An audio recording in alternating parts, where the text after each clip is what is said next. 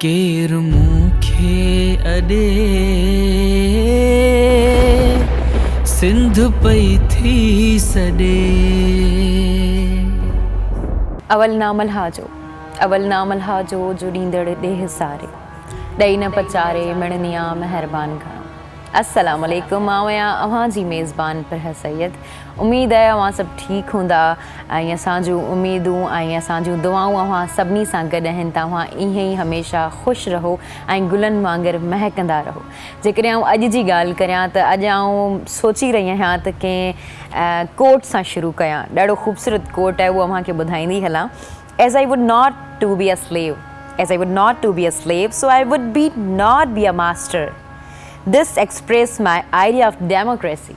अच्छा, इहो कंहिंजो आहे उहो तव्हांखे कोट ॿुधाईंदी हलां त इब्राहिम लिंकोलन जो आहे इहो कोट।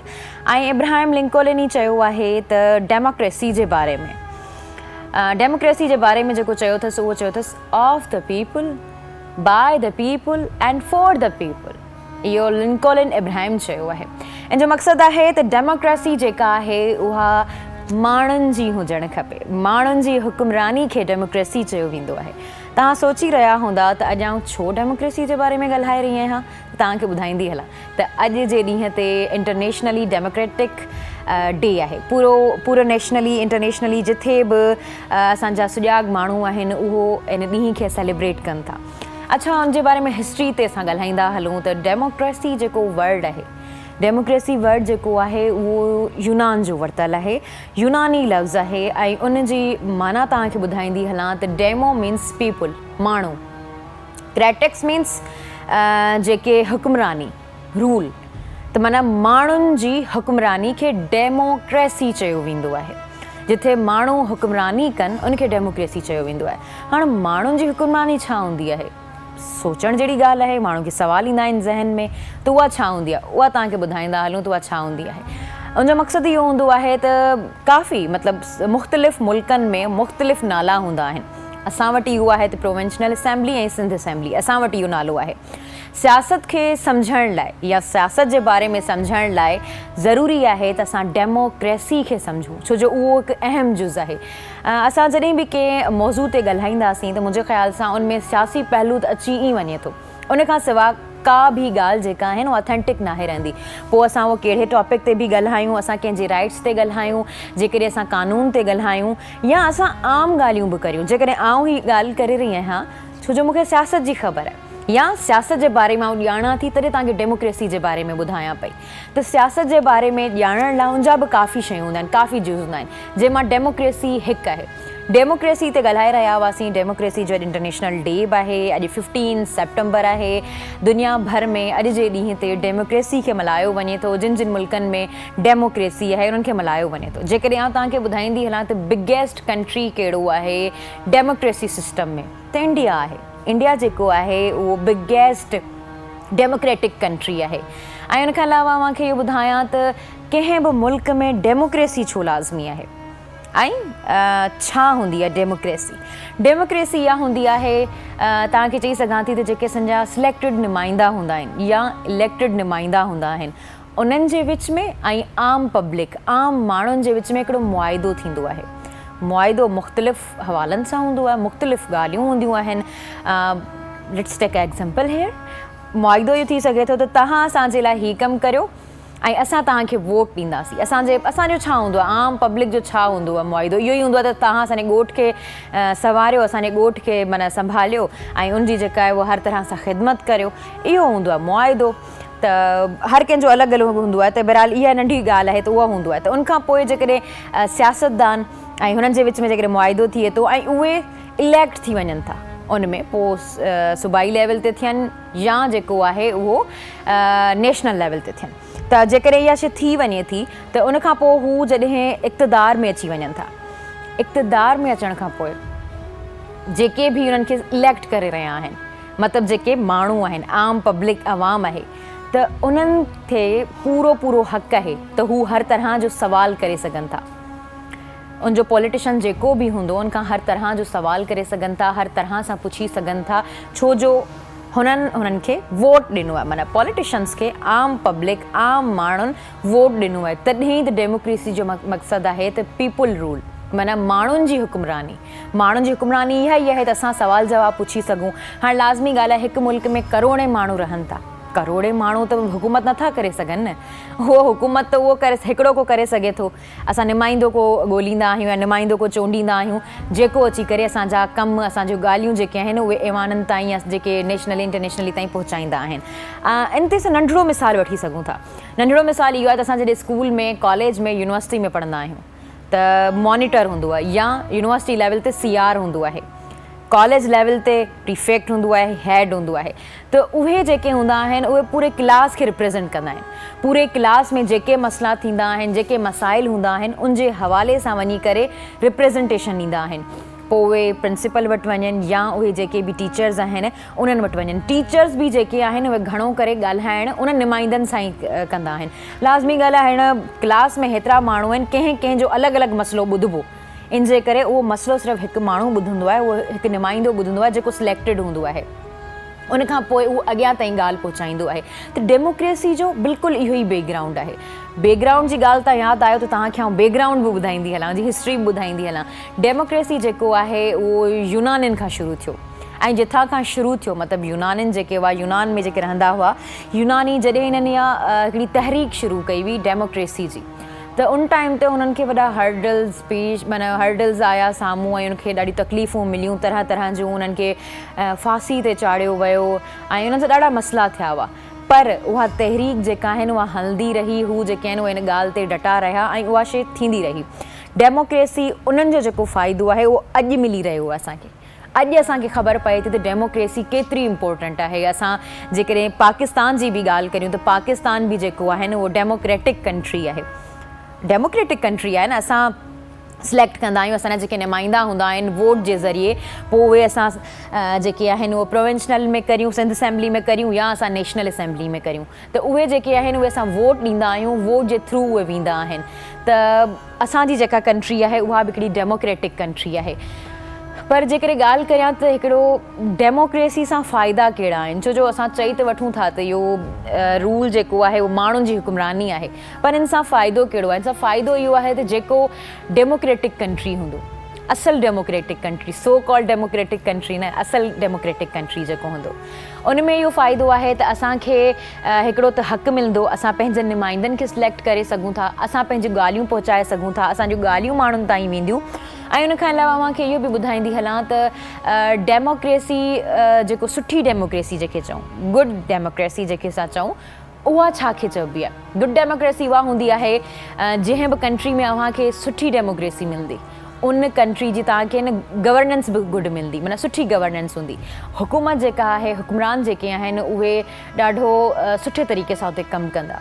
ऐं उनखां अलावा सुठी डेमोक्रेसी जो हिकिड़ो ॿियो बि आहे पॉइंट, उहो इहो आहे त जॾहिं मुल्क में डेमोक्रेसी हूंदी आहे त उन में जेके बि हाणे हुकूमत में जेके माण्हू मौजूदु आहिनि, माना हुकूमत में जंहिंजी हुकूमत आहे, गवर्नमेंट आहे, त उहे माण्हू जेके आहिनि उहो अपोज़िट पार्टी, माना जेके अपोज़िशन में आहिनि पार्टी में, उन्हनि जी इज़त कंदा, उन्हनि जे ओपिनियन जी इज़त कंदा।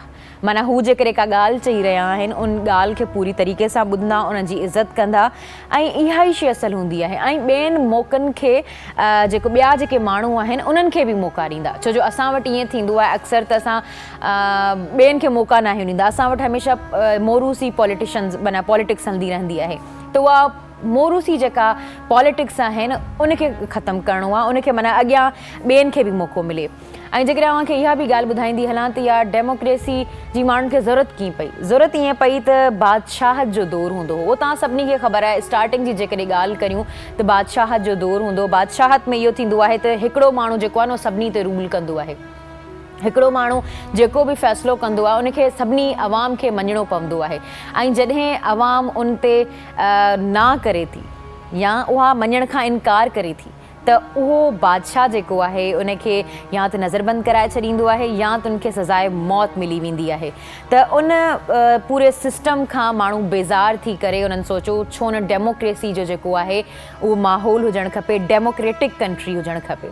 छो जो डेमोक्रेटिक कंट्री जेको आहे उनमें सभिनी खे राइट हूंदो आहे ॻाल्हाइण जो ऐं डेमोक्रेटिक कंट्री या डेमोक्रेसी जेका आहे उहा हिकिड़ी कड़ी ह्यूमन राइट्स जी बि आहे ह्यूमन राइट्स जी कड़ी कीअं आहे छो जो जॾहिं असां माण्हुनि जी हुक्मरानी हूंदी जॾहिं माण्हुनि खे हक़ हूंदो त उहे पंहिंजा नुमाइंदा सिलेक्ट करे सघनि पंहिंजा नुमाइंदा इलेक्ट करे सघनि उन्हनि खे वोट ॾेई सघनि त इन सां असांजा जेके ह्यूमन राइट्स आहिनि उहे बि प्रोटेक्टेड रहंदा माना माण्हुनि जूं जेके आहिनि उहे बि ॻाल्हियूं रखियूं वेंदियूं ऐं उन्हनि खे बि हिकिड़ी इज़त ॾिनी वेंदी डेमोक्रेसी जो जेको बुनियादु आहे उहो 5वीं सदी में पियो 5वीं सदी में यूनान वारनि रखियो ऐं उन खां पोइ अञा ताईं जेको आहे उहो डेमोक्रेसी हली रही आहे ऐं काफ़ी मुल्कनि में डेमोक्रेसी न बि आहे बादशाहत आहे अञा बि काफ़ी मुल्कनि में बहरहाल डेमोक्रेसी जेको आहे उहो ॾाढो वास्ट टॉपिक आहे इन ते जेतिरी गुफ़्तगू कजे ओतिरी घटि आहे ऐं आउं जे करे हींअर जी सूरत हाल जी ॻाल्हि करियां ॿोॾ जी ॻाल्हि करियां त तव्हांखे इहा ॻाल्हि ॿुधाईंदी हलां त असां वटि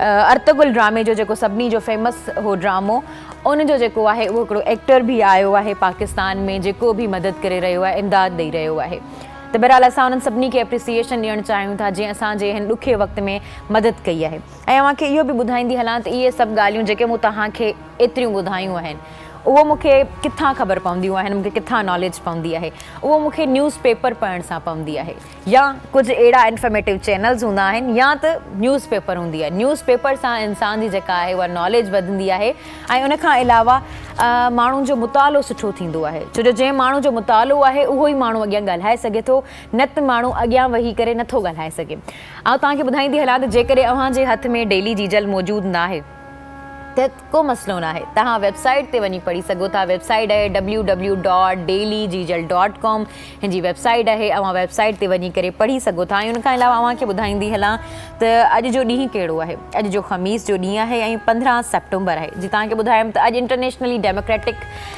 डे बि आहे ऐं उन खां अलावा 18 सफ़र बि आहे जेकॾहिं आउं पहिरीं ई ख़बर जी तरफ़ वञा त ॿुधाईंदी हलां तव्हांखे त ॿोॾ मुतासिरनि जा 2 महीननि जा बिजली बिल माफ़ IMF सां हाणे माफ़ु करे छा कंदा हुननि जा घर ई कोन्हे घर ई ॿुॾा पिया आहिनि ख़तमु थिया पिया आहिनि हुननि जे घर में कहिड़ी बिजली हूंदी जो बिल माफ़ु करे को फ़ाइदो मिलंदो बहरहाल अॼु बि कश्तियूं खणी पिनूं पिया वज़ीर आज़म जो चवणु आहे सिंध खे हथ वठी ॿोड़ण वारा इल्ज़ाम बेबुनियाद सबूत आहिनि त पेश करियो अणॼाणाई में ग़लतियूं थियूं हूंदियूं वॾे वज़ीर जो इहो चवणु आहे त जेके चवनि था त हथरादू सिंध खे ॿोड़ियो वियो आहे उनजो कंहिं वटि सबूत आहे त तव्हां अची ॾेखारियो वरना इहे जेके इल्ज़ाम आहिनि उहे न लॻायो बहरहाल ऐं उन खां अलावा जेकॾहिं तव्हांखे ॿुधाईंदी हलां त PTI जे पंजाब हुकूमत सिंध जी ॿोॾ मुतासिरनि लाइ घुरायल अटे जूं ट्रकूं रोके छॾियूं आहिनि बहरहाल असां जेके आहियूं उहे हाणे एंटरटेनमेंट जी तरफ़ वञूं था एंटरटेनमेंट में छा आहे छा मौजूदु आहे आर्टिकल्स कहिड़ा मौजूदु आहिनि उहे बि अव्हांखे ॿुधाईंदा हलूं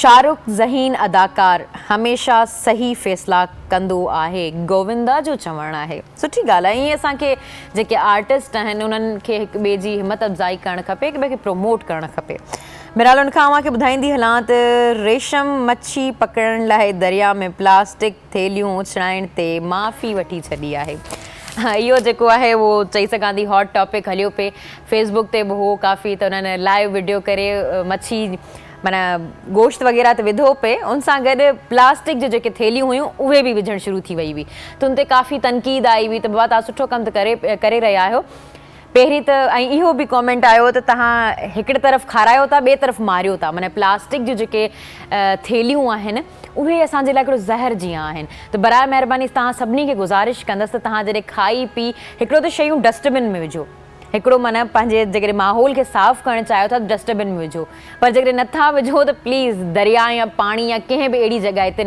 विझंदा करियो असां हाणे जेको आहे उहो ब्रेक जी तरफ़ वञूं था असां हाणे अॼु जेके महिमान आहिनि ॾाढा सुठा महिमान मौजूदु आहिनि उन्हनि सां ॾाढी सुठी गुफ़्तगू थियण वारी आहे पर हिन टाइम थियो आहे शॉर्ट कमर्शियल ब्रेक जो सो केॾांहुं न वञिजो सिंध पई थी सॼी केर मूंखे अॾे सिंध पई थी सॾे सिंध पई थी सॾे केरु मूंखे अॾे, सिंध पई थी सॾे केरु मूंखे अॾे, सिंध जे सॾ में सॾु ॾियण लाइ असां अव्हांजे आॾो हाज़िर थिया आहियूं। ऐं असांजी पूरी कोशिशि आहे, असां मुसलसिल 3 हफ़्तनि खां इन्ही मौज़ू ते ॻाल्हाए रहिया आहियूं ऐं 2 हफ़्तनि खां स्पेशल ट्रांसमिशन करे रहिया आहियूं। असांजी पूरी कोशिशि आहे त असां मुख़्तलिफ़ माण्हुनि खे घुराए करे उन्हनि खां उन्हनि जा राया पुछूं ऐं एनालिस्ट घुराए करे उन्हनि खां बि पुछूं त हीअ जेका सूरत हाल आहे उहा छो थी रही आहे, छाजे लाइ थी रही आहे, छा वजूहात आहिनि। ऐं अहिड़ा माण्हू बि घुरायूं जेके कैंप्स लॻाए रहिया आहिनि। असल ॻाल्हि इहा थींदी आहे त काफ़ी ॿिया माण्हू हूंदा आहिनि जेके मदद करणु चाहींदा आहिनि पर उन्हनि वटि टाइम नाहे हूंदो या उन्हनि वटि इहा शइ ख़बर नाहे हूंदी त असां माना कहिड़े चैनल सां उनजी मदद करियूं, कहिड़ो प्रॉपर चैनल आहे जंहिंसां असां उनजी मदद करे सघूं था। त असां कोशिशि कंदा आहियूं कैंप्स वारनि खे घुरायूं जेके कैंप्स लॻाइनि था ताकी तव्हांखे नॉलेज मिली सघे त तव्हां उनजी कैंप किथे आहे, तव्हां पैसा किथे ॾेई सघो था, डोनेट किथे करे सघो था ऐं अव्हां बि कॉल वसीले तव्हां सां जेके सूरत हाल थी रही आहे या तव्हां जेका मदद करे रहिया आहियो उहा बि ॿुधाए सघो था। छो जो जेकॾहिं असां मदद जे बारे में हिक ॿिए खे ॿुधाईंदा आहियूं त असांखे काफ़ी मोटिवेशन बि मिलंदी आहे ऐं उनखां अलावा चई सघूं था त रीस बि करे असां हिक ॿिए जी रीस में हिक ॿिए जी मदद करणु शुरू थी वेंदा आहियूं त हीअ मदद करे पियो आउं छो न करियां। चवंदा आहिनि अंदरि जो ज़मीर जेको आहे न जागी पवंदो आहे। त हीअ जेको टाइम आहे न उहो हिक ॿिए जी मदद करण जो टाइम आहे ऐं जेकॾहिं पॉज़िटिव रीस आहे त पॉज़िटिव रीस करण जो बि टाइम आहे। हिन टाइम ते तव्हां पॉज़िटिव रीस करियो, भले हिकिड़ो माण्हू मदद करे रहियो आहे त तव्हांजा 100 जा 100 माण्हू उथी बीहो ऐं मदद करियो। छो जो हीअ टाइम आहे जंहिंमें अव्हां सभिनी खे सिंध पई थी सॾे। महिमाननि जे तारुफ़ जी तरफ़ आउं हलंदी हलां। अॼु असां ॾाढा सुठा ख़ासि महिमान मौजूदु आहिनि, स्पेशली हैदराबाद खां आयल आहिनि। पहिरीं त असां हुनजा थोराईता आहियूं त हू असां वटि प्रोग्राम में आया आहिनि ऐं असांखे उन्हनि पंहिंजो टाइम ॾिनो आहे ऐं अॼु जे टॉपिक ते असां ॻाल्हाइण वारा आहियूं उहो टॉपिक डिफरेंट आहे। छो जो अॼु असां जिन माण्हुनि सां ॻाल्हाए रहिया आहियूं दे आर डिफरेंटली एबल्ड। हू पाण जेके आहिनि उहे उन्हनि जूं सलाहियतूं जेके आहिनि उहे डिफरेंट आहिनि। ऐं सम्झां थी त माण्हू जेको आहे उहो घटि वधि नाहे हूंदो, माण्हू डिफरेंट हूंदो आहे हिक ॿिए खां। असां माण्हुनि खे जेको आहे इहा शइ सोचींदा आहियूं त हीअ वॾी लेवल जो आहे, नंढी लेवल जो आहे। मुंहिंजे ख़्याल सां त माण्हू जेके आहिनि उहे हिक ॿिए खां मुख़्तलिफ़ हूंदा आहिनि ऐं मुख़्तलिफ़ माण्हुनि खे एक्सेप्ट करण ई जेको आहिनि उहो असल ज़मीर जी ॻाल्हि हूंदी आहे। बहरहाल असां महिमाननि जी तरफ़ वधूं था। महिमाननि जो इंट्रोडक्शन कराईंदी हलां त उन्हनि मां हिकु महिमान जेके आहिनि उहे जावेद रईस साहब आहिनि। अव्हांखे प्रोग्राम में भलीकार चऊं था। उन्हनि जो जेके इंट्रोडक्शन जे बारे में अव्हांखे ॿुधाईंदी हलां त पाण ॾाढी जदोजहद कई आहे। अव्हांखे हिते जेके बि रूल्स मिली रहिया आहिनि या जेके बि हिते डिफरेंटली एबल्ड लाइ जेके माण्हुनि जे लाइ राइट्स मिली रहिया आहिनि उहे सभु हिननि जी वजह सां मिली रहिया आहिनि। हिननि जी जदोजहद, हिननि जी तहरीक ऑफियर असां ॻाल्हाए रहिया हुआसीं त उन्हनि जी जदोजहद जे विच में हिननि खे काफ़ी मुश्किलूं आयूं। काफ़ी दफ़ा हिननि खे अहिड़ो मसइलो पेश करिणो पियो जंहिंमें फैमिली बि डिस्टर्ब थिए। लाज़मी ॻाल्हि आहे माण्हू जी फैमिली बि हूंदी आहे, पुठियां हिकिड़ो इंडिविजुअल माण्हू नाहे हूंदो, पर हिननि कंहिं शइ जी फ़िक्र न कई, सिर्फ़ु अॻियां माण्हुनि लाइ, सभिनी माण्हुनि लाइ। छो जो रेवोल्यूशन जेको आहे न उहो आहिस्ता आहिस्ता ईंदो आहे। जीअं मूं डेमोक्रेसी जी ॻाल्हि कई, अॼु डेमोक्रेटिक इंटरनेशनली डे बि आहे त उन हवाले सां बि असां ॻाल्हि कई हुई त उन सां जेकॾहिं असां कनेक्ट करियूं त उन्हनि माण्हुनि खे मुश्किलातूं वॾियूं आयूं, सर खे वॾी मुश्किलातूं आयूं। सर अमेरिका मां जेके रूल्स लॉस पढ़ी आयो ऐं उनखां पोइ हिते इम्प्लीमेंट कराइण जी कोशिशि कई।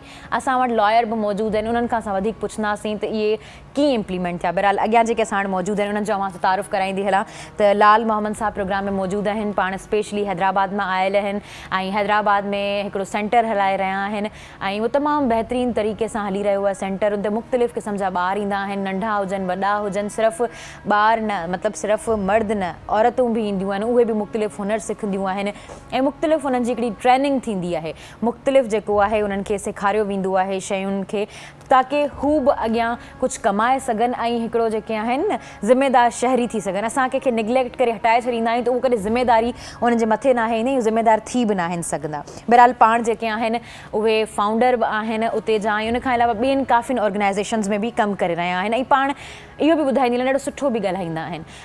अक्सर लाइव सेशन्स कंदा आहिनि, लाइव सेशन्स में लाइव अची करे काफ़ी सुठी गुफ़्तगू कंदा आहिनि, मुख़्तलिफ़ माण्हुनि सां ॻाल्हाईंदा आहिनि, मुख़्तलिफ़ माण्हुनि जा राया ॿुधंदा आहिनि, उन्हनि ते पाण तबसरो बि कंदा आहिनि। ऐं उनखां अलावा अव्हांखे अॻे महिमान जो तारुफ़ कराईंदी हलां त अब्दुल मतीन ख़ान साहब प्रोग्राम में मौजूदु आहिनि। अव्हांखे प्रोग्राम में भलीकार चऊं था। पाण जेके आहिनि उहे उन सेंटर में मौजूदु आहिनि, पाण बि हैदराबाद खां आयल आहिनि, उन सेंटर में मौजूदु आहिनि। उते चई सघां थी ट्रेनिंग्स ॾींदा आहिनि जेके डिफरेंटली एबल्ड उते मौजूदु आहिनि पर्सन उन्हनि सभिनी खे ट्रेनिंग्स ॾींदा आहिनि मुख़्तलिफ़ मौज़ूअनि ते ऐं उन्हनि खे अवेयरनेस ॾींदा आहिनि ऐं इहा तमामु वॾी ॻाल्हि हूंदी आहे त असां उन्हनि खे अवेयरनेस ॾियूं उन्हनि खे ॿुधायूं त उन्हनि जो राइट छा आहे ऐं उन खां अलावा असांखे तव्हांखे ॿुधाईंदी हलां जीअं तव्हांखे ॿुधायो त असां वटि लॉयर बि मौजूदु आहिनि वकील मौजूदु आहिनि उन्हनि जो तारुफ़ असां कराईंदी हलां पाण राना आसिफ़ साहब आहिनि अव्हांखे प्रोग्राम में भलीकार चऊं था पाण लीगल एडवाइज़र बि आहिनि ऐं इन्हनि जी हिकिड़ी थोरी वॾी हिस्ट्री आहे पर आउं थोरो सभिनी जी महिमाननि जी तारीफ़ करे उनखां पोइ तव्हांखे ॿुधाईंदी हलां त कहिड़ो लॉ पास थियो कॾहिं पास थियो सिंध में कॾहिं आयो सिंध में मिनिस्ट्री उनजी ठही उहो सभु तव्हांखे ॿुधायां थी पर सभिनी जो तारीफ़ कराए उनखां पोइ उनखां अलावा असां वटि ग़ुलाम अकबर जुणेजो साहब मौजूदु आहिनि अव्हांखे प्रोग्राम में भलीकार चऊं था पाण अटेंडेंट आहिनि पहिरीं त मूं इहो पुछो त इहो छा हूंदो आहे त हिननि असांखे ॿुधायो त तव्हां सम्झो त जीअं रीढ़ जी हॾी हूंदी आहे न असांजी ऑर्गेनाइज़ेशन जा ईअं आहिनि मतिलबु जंहिंखे जेको कमु हूंदो आहे मतिलबु हिकिड़ो माण्हू हूंदो आहे फोकसली कमु करे रहियो आहे पर को माण्हू लिखी नथो सघे या काफ़ी अहिड़ियूं ॻाल्हियूं हूंदियूं आहिनि जेको माण्हू न आहिनि करे सघंदा त उन्हनि जी हेल्प जेको आहिनि या हेल्पर चई सघूं था हेल्पर जी तौर ते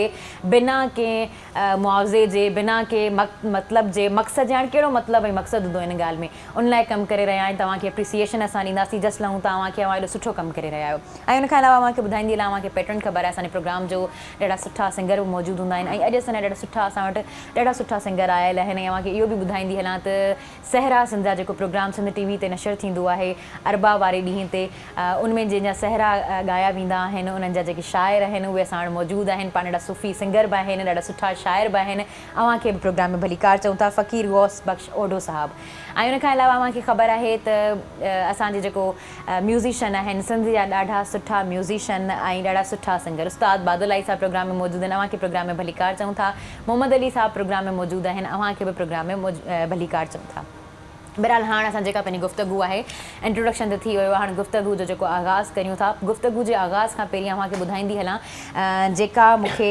इंफॉर्मेशन हिते ई मिली आहे त 2011 में जेको आहे कन्वेंशन साइन थियो हो ऐं उनखां अलावा सिंध में जेको आहे उहो 2018 में आयो ऐं पहिरियों दफ़ा सिंध में जेका आहे मिनिस्ट्री ठाही वई आहे 3 सूबनि में उहो थिए थो पर मिनिस्ट्री जेका स्पेशली आहे उहा सिंध में ठाही वई आहे ऐं सिंध में जेकॾहिं ॻाल्हि करियां त असां गवर्नमेंट जी जॉब्स ॾिसंदा आहियूं त उनमें कोटा बि ईंदी आहे ऐं 5% कोटा जेका आहे उहा डिफरेंटली एबल्ड जी कोटा हूंदी आहे असां वकील साहब खां ई पुछूं था त सर इन ते रोशनी विझिजो जेका ॻाल्हि करे रही आहियां छो जो इहा ॾाढी इंफॉर्मेटिव ॻाल्हि आहे माण्हुनि खे असां जिन खे ख़बर हुजणु खपे सिंध जो वॾो प्रोग्रेसिव लॉ आहे ऐं सिंध जो वज़ीर आला सैयद मुराद अली शाह हिन मां दिलचस्पी वठो हाणे प्रॉब्लम हीअ आहे की हाणे सैलाब जो मसइलो आहे हाणे सैलाब सां हिकिड़ो मसइलो हीअ थी वियो आहे की हिन जो डेटाबेस जो मसइलो आहे अफ़राद बाहम माज़ूर माण्हू जिथां बि रहंदो आहिनि हुनजो डेटो न आहे असां वटि नादरा हिन खे शनाख़्ती कार्ड ठहिरायो पर रूरल एरिया में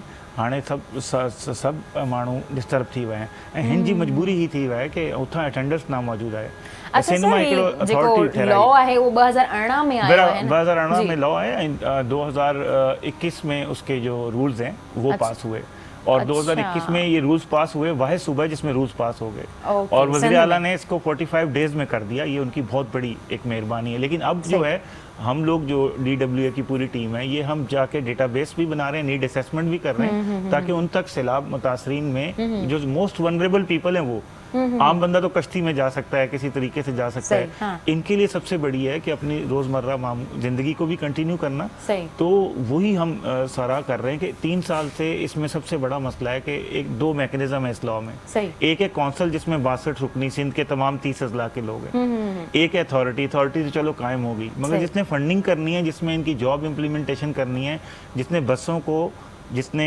जो है रस्तों को रोडों को एक्सेसिबल करना है राइट टू प्राइवेसी इनका करना है वो है कौंसल और उसकी बदकिस्मती से 3 साल से मीटिंग नहीं हो सकी तो आज आपके चैनल के तवज्जुह से भी हम अपील करेंगे कि मुराद अली शाह साहब जिसको जो चेयर कर रहे हैं वो फ़ौरन इसकी मीटिंग करें ताकि सैलाब मुतासरीन में अफराद बहम माजूरीन तक हम लोग पहुँच सकें ना सही और सिंध के लोग तो इतने मेहमान नवाज और हम सब इतने लोग हैं कि दिल के बड़े हैं वसाइल ना होने के बावजूद जा रहे हैं तो अगर हुकूमत थोड़ी सी सपोर्ट कर दे तो फिर तो एक ये लोग दूसरे लोगों के भी काम आ सकते हैं इसमें कोई शक नहीं है अभी हाल ही में हमने जुड्डो में कैंप किया और वहाँ तमाम कम्युनिटी को सर्व किया और साबित किया कि ठीक है हमारी माजूरी और तमाम चीज़ें अपनी जगह लेकिन हम इस मुश्किल की घड़ी में अपने सूबे के अवाम के साथ खड़े हैं और अपने वज़ीर आला के साथ खड़े हैं और उन लोगों के दुख दर्द में उतने ही शरीक हैं कि जितना हमको दुख थिए। सही सही बात है। जावेद रईस साहब प्रोग्राम में मौजूद आहिनि। असांखे इहो ॿुधाइजो त तव्हां जी ॿुधायमि इंट्रोडक्शन में त अमेरिका मां वञी करे लॉज़ ऐं रूल्स वग़ैरह पढ़ी आया, पोइ हिते वरी इम्प्लीमेंट करण जी कोशिशि कई। त असांखे इहो ॿुधाइजो त जज़्बो किथां आयो त तव्हां माना अमेरिका विया स्पेशली, उतां खां वरी पढ़ी आया, वरी हिते इम्प्लीमेंट करण जी कोशिशि कई? बिल्कुल, इससे अमेरिका में ADA अमेरिकन डिसेबिलिटी एक्ट है, हाँ। जिसकी वजह से वहाँ कानूनी हैसियत है पर्सन विद डिसेबिलिटी। हमारे अपने मुल्क में कोई डिसेबिलिटी एक्ट नहीं था, हमारी कोई कानूनी हैसियत नहीं थी कि हम अपनी व्हीलचेयर के लिए भी कहीं लॉ का या कानून का या कोर्ट के दरवाजे तक जा सकें। तो हमने ज़रूरी समझा कि पहले हमारे लिए हमारी कानूनी हैसियत हो, डिसेबिलिटी एक्ट हो, ताकि हमारे कानूनी हैसियत हो कि हम कोर्ट के दरवाजे हमारे लिए खुल सकें। अब अल्हम्दुलिल्लाह आज खुशी की बात है कि पाकिस्तान के 5 सूबों में से 3 सूबों में जो है हमारा कानून पास हो चुका है डिसेबिलिटी एक्ट पर। सुबह सिंध ने लीड किया है और हमें अलग से मिनिस्ट्री दी है, CM साहब ने DEPD डिपार्टमेंट एम्पावरमेंट और पर्सन विद डिसेबल। और मिनिस्ट्री का नाम भी जो हमारी ख्वाहिश के मुताबिक एम्पावरमेंट की बात की गई है। जिस तरह भी राना आसिफ साहब ने कहा कि अब हमारा एक्ट तो बन गया है और पाकिस्तान में मुख्तलिफ एक्ट बन भी जाते हैं पर इम्प्लीमेंट नहीं होता है। अब हमने रूल्स भी पास हो गए, अब हमें इम्प्लीमेंट करना है और उसके लिए कौंसिल की मीटिंग। तो मैं भी अपील करूंगा CM साहब से कि आपने इतना बड़ा काम किया है, अल्लाह ताला आपको इसकी जज़ा दे, पर आप जल्द से जल्द हमें जो है ना इसके कौंसिल की मीटिंग बुलाई जाए ताकि जो हम अपने ग्रास रूट लेवल पे जो हमारे पर्सन विद डिसेबल है उन तक पहुंच सके। क्योंकि अभी हम फील्ड में काम कर रहे हैं, हम जाके देख रहे हैं कि आपने देखा जिस तरह राशन डिस्ट्रीब्यूट हो रहा है, लोग लाइनों में लगते हैं, कोई ट्रक के ऊपर चढ़ रहा है, कोई धक्के लगा के तो हासिल कर लेता है, पर हमारे जो पर्सन विद डिसेबल होते हैं ना तो वो लाइन में लग सकते हैं, ना वो रश में इधर जा सकते हैं, ना और उन तक वो चीज़ नहीं मिल रही। और लोगों में बस अफसोस के साथ मुझे कहना पड़ रहा है कि जब हमारे लोग जब घरों से निकल रहे हैं तो जो घर के जो मवेशी हैं उनको उठाना पसंद कर रहे हैं कि ये मवेशी हम उठा के ले जाते हैं ताकि ये आगे सेल भी हो जाएगा। मादूर बच्चे को वहीं घर छोड़ के आ रहे हैं कि इसको पहले ही हम पे बोझ है, इसको हम उठा के कहाँ संभालेंगे। इससे अच्छा है मादूर बच्चे को घर में छोड़ो, पहले मवेशी को उठाओ ताकि वो आगे। तो इस तरह की कई कंप्लेनें, कई शिकायतें हमें आ रही हैं। फिर हमने मुख्तलिफ NGO से रब्ता किया है कि ऐसे लोगों को हमने वहाँ से रेस्क्यू करके उनको कैंप तक लेके आए। और ये स्टेट की जिम्मेदारी है और हम मिल के जो है पर्सन विद डिसेबल की ज़िंदगियों में आसानियाँ लाना चाह रहे हैं और उन तक ये सारी चीज़ें, व्हीलचेयर ना होने की वजह से उनके करोलिंग करते हुए उनके पूरे हाथ छिल गए, घुटने जख्मी हो जाते हैं, व्हीलचेयर नहीं है। तो ये सारी चीज़ें हैं और इस टाइम हम बिल्कुल पूरे अपने जितने भी लोग person with disable intelligence Sindh में उनका हम डेटा बना रहे हैं और उन तक हम इंशाल्लाह बहुत जल्द आज भी हमारी सुबह से टीमें जो पर्सन विद डिसेबल की है घोट की निकली हुई है, कुछ व्हीलचेयर है, कुछ राशन वगैरह लेके और लाल बलोच हैदराबाद में बहुत ज़बरदस्त काम कर रहे हैं। और अब इन्हीं से पूछते हैं जी, लाल मोहम्मद साहब प्रोग्राम में मौजूद आहिनि। असांखे ॿुधाइजो त तव्हां जो जेको सेंटर उते ठहियल आहे उहो त पहिरीं इहो ॿुधाइजो त किथे रजिस्टर आहे, NGO आहे, ऑर्गेनाइज़ेशन आहे, छा आहे? छो जो आउं पाण बि उते विज़िट करणु वई हुअसि, अखि ॾिठी ॻाल्हि करियां, सिर्फ़ु ॻाल्हियूं न करियां, पाण उते ॾिसी आई आहियां। ॿ दफ़ा वई हुअसि, 2 दफ़ा वई हुअसि उते विज़िट करण लाइ। त उते मूंखे काफ़ी सुठियूं ऐं एडवांस शयूं मिलियूं। त उनजे बारे में असांखे ॿुधाइजो।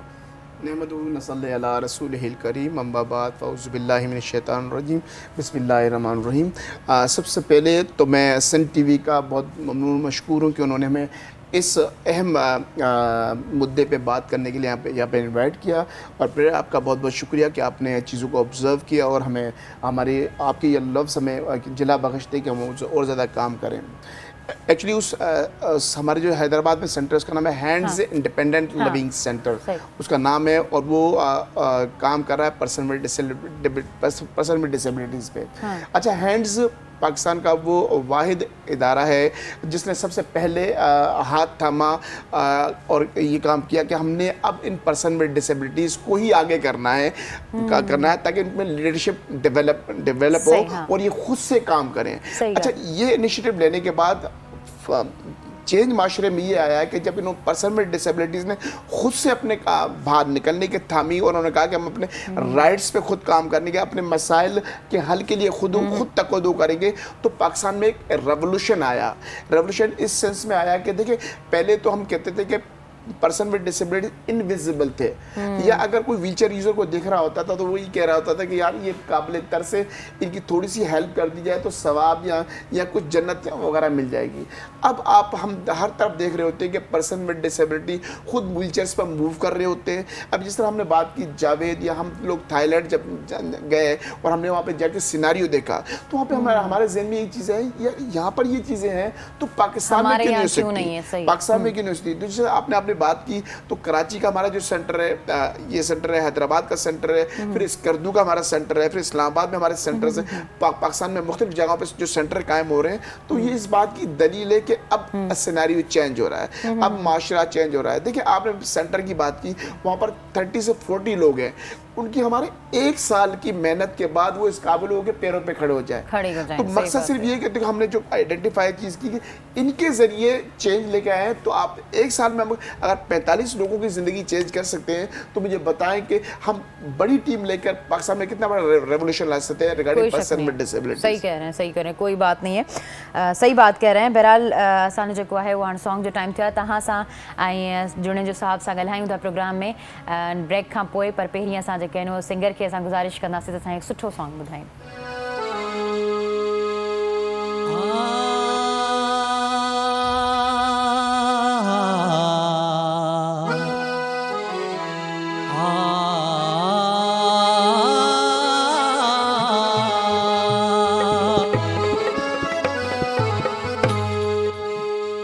हर को आशिक इश्क कमाया,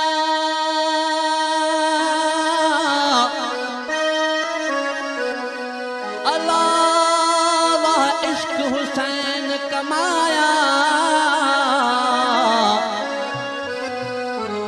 दुनिया में हर माण्हू इश्क कमायो आहे, पर जीअं इमाम हुसैन इश्क कमायो आहे, ये कंहिं बि न कमायो आहे।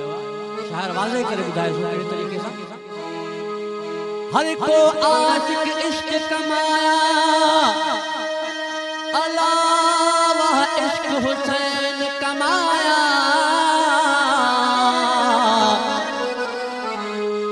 इब्राहिम ने ताहिक बचड़ा, हुसैन सारा साथ लुटाया। तोड़े ज़ालिम तेज चलाई, शाह सजदों सिर नचाया। ओ वेख इंसाफ तिनादा बख्ता, जिना सिर देते यार मनाया। वो अगवान मोमिनन जो दिल खुशा अलिया, अगवान मोमिनन जो मुश्किल खुशा अलिया। कसका ठिकान लग गई, कसका ठिकान लग गई, है दर हलिया हलिया हलिया। अगवान मोमिनन जो मुश्किल खुशा अलिया, अगवान मोमिनन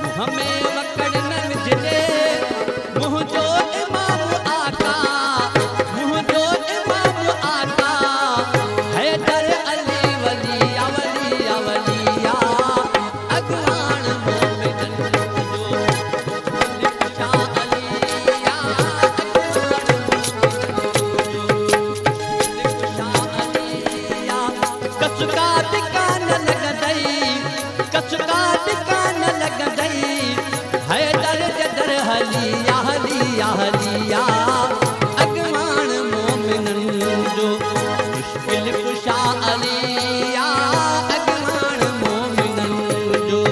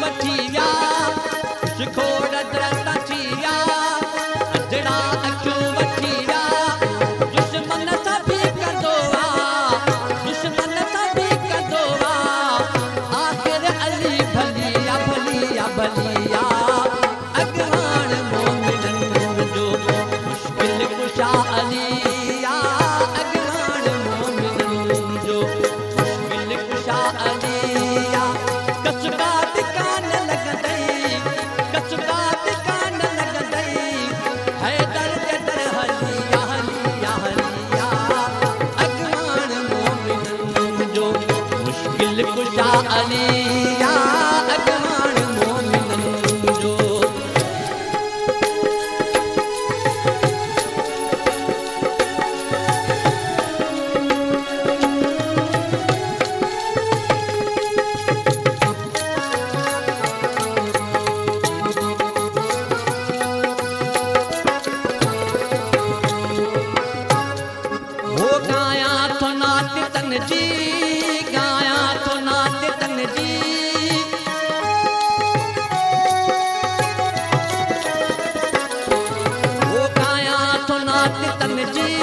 भजन तनन जी गाया तो नात तन जी पाक भजन तनन जी गुलामे नबी महेशर गुलामे नबी महेशर दामन तुझे जलिया जलिया जलिया अगवान मोमिनन जो मुश्किल कुशा अलिया अगवान मोमिनन जो मुश्किल कुशा अलिया कसका दुकान लग गई कसका दुकान लग गई है दर जदर हलिया हलिया हलिया अगवान मोमिनन जो मुश्किल कुशा अलिया अगवान मोमिनन जो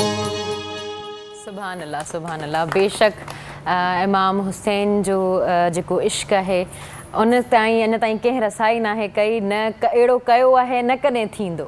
बहरहाल नाज़रीन टाइम जेको आहे उहो ब्रेक जो थी वियो आहे ब्रेक जी तरफ़ वञूं था अञा ॾाढी सुठी गुफ़्तगू थियण वारी आहे असां सां गॾु ई रहिजो सिंध पई थी सॾे केर मूंखे अॾे सिंध पई थी सॾे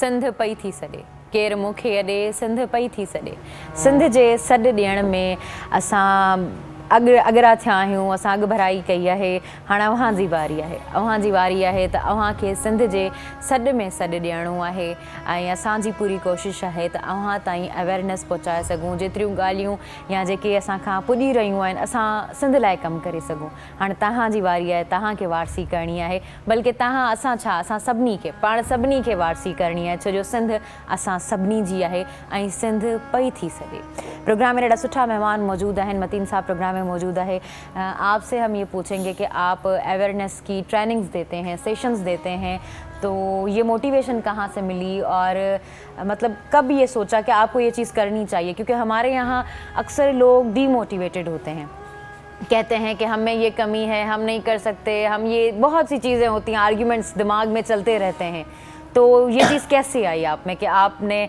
लोगों को अवेयरनेस देना शुरू कर दी बिस्मिल्लाहिर्रहमानिर्रहीम थैंक यू सो मच सबसे पहले तो मेरे असातिज़ा कराम बैठे हुए हैं तो उन्होंने ज़्यादा इस पर रोशनी डाल दी अब सूरज के सामने मोमबत्ती दिखाने वाली बात है सही तो अगर मैं नहीं भी बोलूँगा तो फिर कैसे पता चलेगा कि उन्होंने कितनी मेहनत की है सही हाँ। तो being a person with disability मेरी खुद स्पाइनल कॉर्ड इंजरी हुई है तो अच्छा। मैंने दोनों फेसेस देखे आपको अबाउट 7 years ago ओके तो मैंने दोनों फेजेस देखे हैं एक पैरों से चलने वाला सेकंड व्हीलचेयर पे अब तो मैं ज़्यादा इसलिए डिफ़ाइन कर पा रहा हूँ कि मैंने वो लाइफ भी देखी है कि आप पैरों से चलते हैं तो वो किस तरह है लोग किस तरह आपको रिस्पॉन्स करते हैं सोसाइटी किस नज़र से आपको देखती है आपके पेरेंट्स किस नज़र से देखते हैं अच्छा सेकंड फेज जब आप व्हील चेयर पे आ जाते हैं या बेड पे आ जाते हैं फिर किस तरह का रवैया होता है नज़रें किस तरह फिर जाती है लोगों की इवन दोनों साइड देखिए जब मेरे एक्सीडेंट हुआ उसके बाद मैं बिल्कुल ही बेड पे जब आया spinal cord injury is very sensitive matter you know तो जब बेड पे आया और एक चलने फिरने वाला बंदा और वो अच्छे खासे एक्टिव हो स्पोर्ट्स में हर चीज़ में वो प्ले कर रहा हो तो उसके बाद जब वो बेड पे आ जाता है तो वो आप खुद इमेजिन कर सकते हैं वो लम्हात कैसे होते हैं तो उसी टाइम पे फिर जो उससे ज़्यादा जो आपको डीमोटिवेट करती हैं वो लोगों के रवैये हैं सोसाइटी के आपके रिलेटिव्स जो हैं ख़ास तौर पे उनके रवैये के ही इज़ नाउ एक्सपायर्ड ये किसी काम का नहीं है ये अब क्या करेगा जो पैरों से चल रहे हैं वो कुछ नहीं कर पा रहे हैं ये सोसाइटी में जाकर क्या करेगा तो ये किसी काम का नहीं है तो उसके बाद अल्लाह ताला इंसान को रास्ता दिखाता है और जब आपको ज़िंदगी दी है आपने इंग्लिश में मास्टर्स किया ना हाँ। बिल्कुल जब आपको ज़िंदगी दी अल्लाह ताला ने और आप मेरे पे एक टन वज़न जो वेट वो गिरा था 1000 kg तो उसके बाद अगर ज़िंदगी मिली है तो उसका भी कोई मकसद है। मैंने दिल में यही सोचा है कि इसके पीछे भी कुछ होगा, कुछ कोई काम लेना चाह रहा है अल्लाह ताला मुझसे। तो फिर इवन स्टार्ट किया मैंने। 2 साल तो मैं बेड रेस्ट रहा कि बिल्कुल ही डीमोटिवेट हो गया था, आइसोलेटेड हो गया था, बस ज़िंदगी ख़त्म है, यही कि रूम है मेरा, यही मेरी ज़िंदगी, यही सब कुछ है। सोसाइटी से सब कुछ बने, सारे नाते ख़त्म हो गए। फिर पेरेंट्स जो थे वो साथ थे, उन्होंने साथ दिया। क्या सोचते थे जब रूम में अकेले होते थे? बस उस वक्त यही लग रहा था कि बस ये ज़िंदगी बस अब और ख़त्म होने वाली है, आगे कुछ नहीं है। जब आपको कोई रास्ता ही नज़र नहीं आ रहा, अब ज़िंदगी जो कायम है होप पे, जब आपकी होप ही ख़त्म हो रही है, होप ही नहीं है, कोई गोल ही नहीं है आपके, ख़त्म हो गई, तो फिर ज़िंदगी किस चीज़ की? तो बस ये है कि वो बोलते हैं ना कि ज़िंदगी जी रहे हैं बस अभी। तो इसी तरीके से 2 साल तक मैं घर पे रहा। उसके बाद ये इस तरह के जो सेंटर है DW कराची में, तो वो इंडिपेंडेंट लिविंग पे काम कर रहे हैं। तो वहाँ से मुझे थोड़ी मोटिवेशन मिली। मैंने पेज पे उनका देखा कि किस तरीके से ये काम कर रहे हैं। जब मैंने देखा इतने सारे पर्सन डिसेबिलिटीज़ व्हील चेयर पर जाके अपना सब कुछ कर रहे हैं, वो हैप्पीली ज़िंदगी गुजार रहे हैं। डॉक्टर्स भी है, इंजीनियर भी है, मोटिवेशनल स्पीकर भी है, टीचर भी है। तो मुझ में क्या है, मैं भी तो उनकी तरह हूँ ना। लोग बोलते हैं कि पैरों वाले कर सकते हैं, व्हील चेयर वाले नहीं कर सकते, वो कर रहे हैं तो फिर मैं क्यों नहीं कर सकता? मुझे एक होप नज़र आई कि आई कैन डू, अब मुझे करना है। फिर वहाँ से जो विल पावर है मेरी बूस्टअप हुई, अभी करना है मुझे। And U did it. हाँ, उसके बाद स्टार्ट लिया मैंने एजुकेशन। उसके बाद स्टार्ट किया मैट्रिक के बाद मैंने यूनिवर्सिटी तक गए, मास्टर की इंग्लिश में, भी सेकंड मास्टर मेरा होने वाला है। जबरदस्त। तो इसी तरीके से मैं खुद तो अपने मैंने स्ट्रगल की, सारी फेसेस देखी, मैंने अच्छी लाइफ में आ गया। मैंने लव मैरिज की ना। उसके बाद माशाल्लाह, उसके बाद मैंने ये सोचा, मोटिवेशन ये मिली कि मेरी तरह 15% आबादी है इस वर्ल्ड की। पाकिस्तान में कितने लोग हैं, सिंध में, फिर हैदराबाद में, तो उनके लिए भी मैं क्यों ना इस तरह का सिस्टम शुरू करूं कि उनका अवेयरनेस दूं। कॉल आई है। अस्सलाम वालेकुम। वालेकुम सलाम।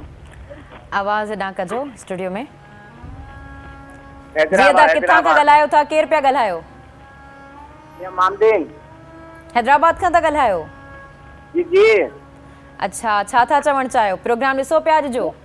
हाँ जी, हाँ मैडम, हमारे प्रोग्राम ॾिसो पिया था, उन पे नंबर हमारी लिखलो, इन करे हमारा कॉल कई। मूंखे आवाज़ नथो अचे एतिरो, स्टूडियो में आणियो। जी जी। हेलो। जी जी जी अदा, जी अदा। आवाज़ कोन पई अचे? जी जी आवाज़ अचे थो अव्हांजो। ॿुधायो छा चवण चाहींदा प्रोग्राम जे बारे में अॼु? हमारे प्रोग्राम ॾाढो सुठो पियो हले। वॾी महिरबानी अव्हांजी।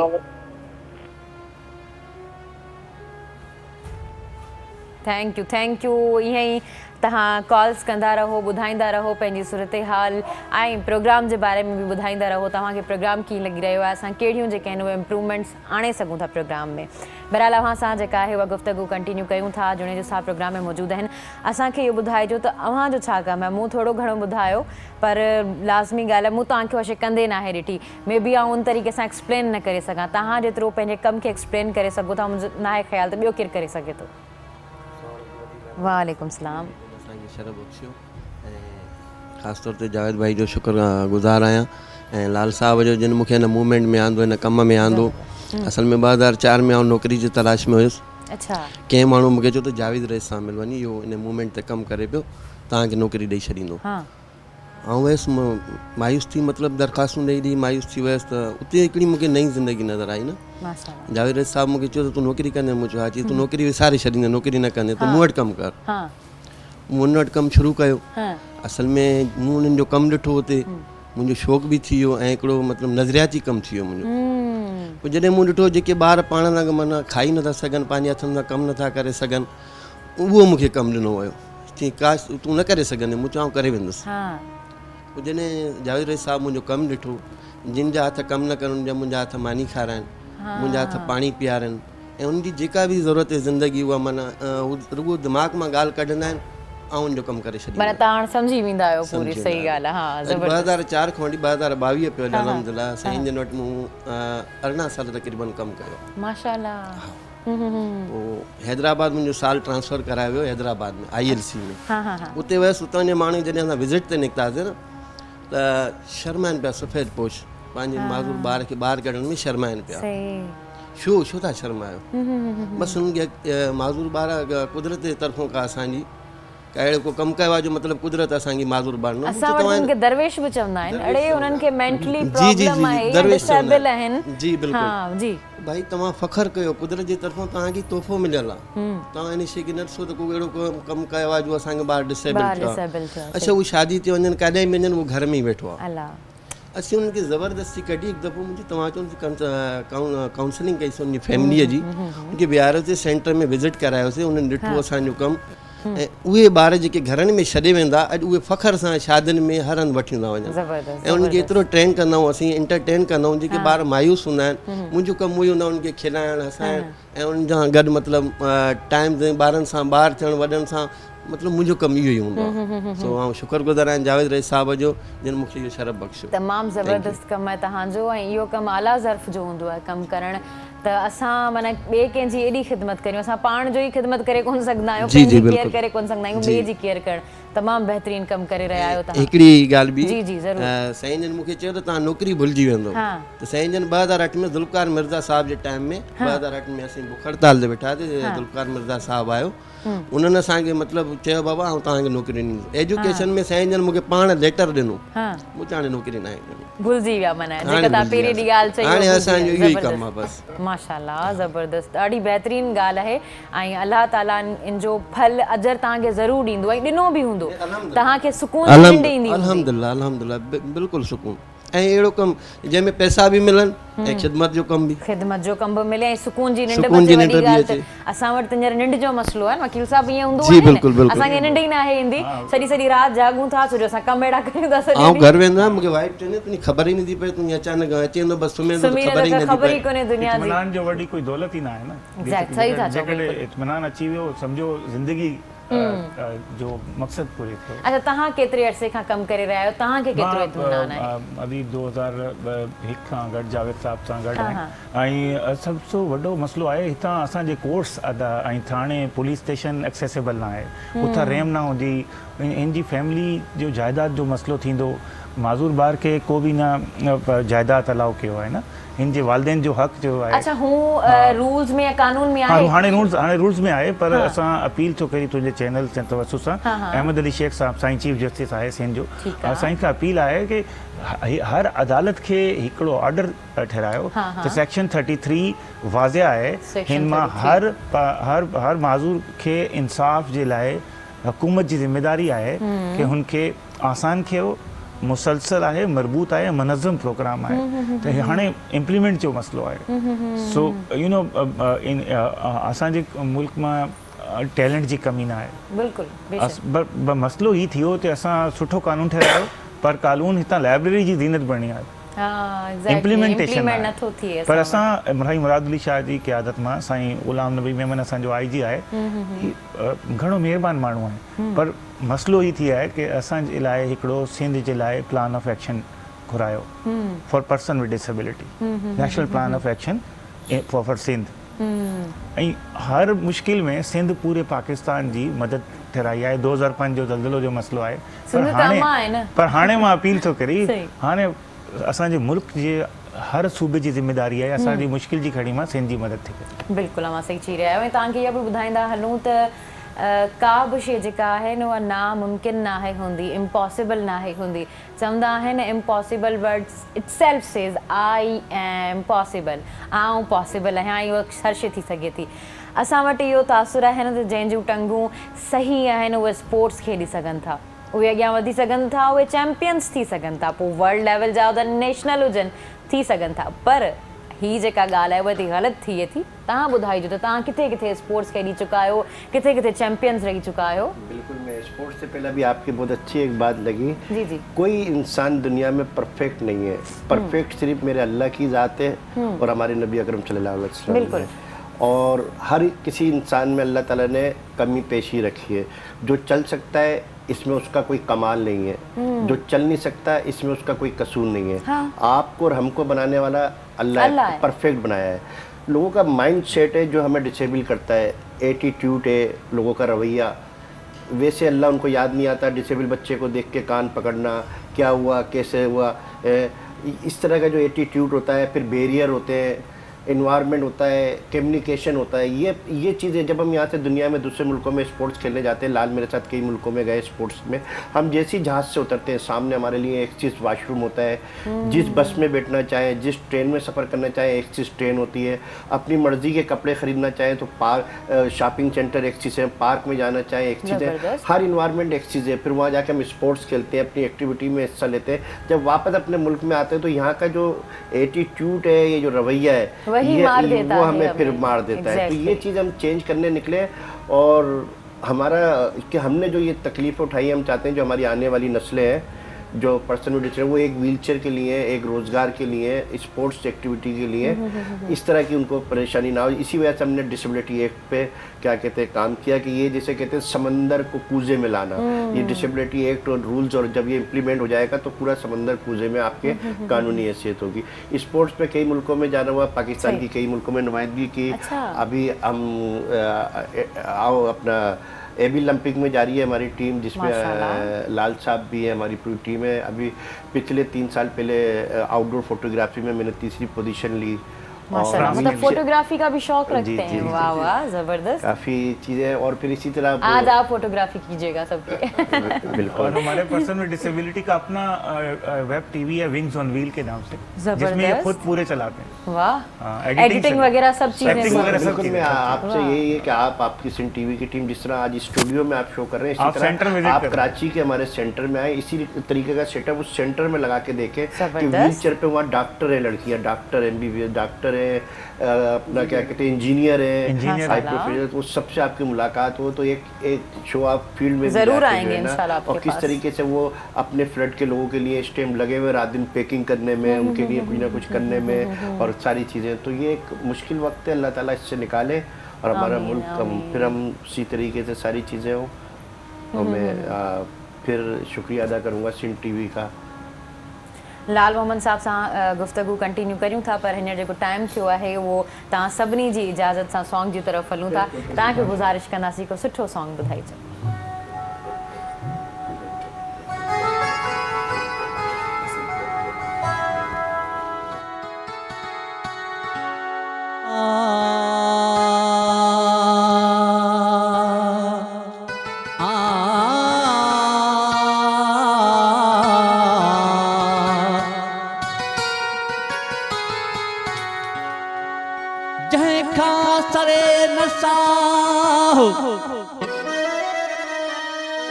जंहिंखां सरे न साह पुत रती रुसन तहीं खां,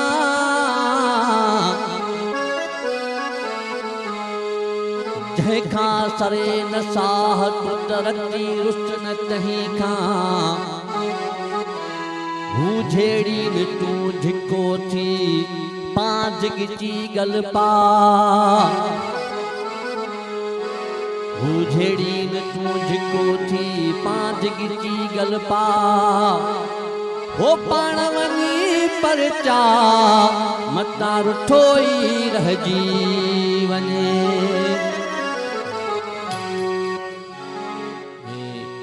कलाम मां मुंहिंजी अम्मा मां कंदो आहियां हुनखे, जेका मशहूरु आहे मासी खैरा जे नाले सां सबीना चंद, ख़ासि करे उहा फरमाइश यानी कलाम उनजी फरमाइश ते ॿुधायां थो।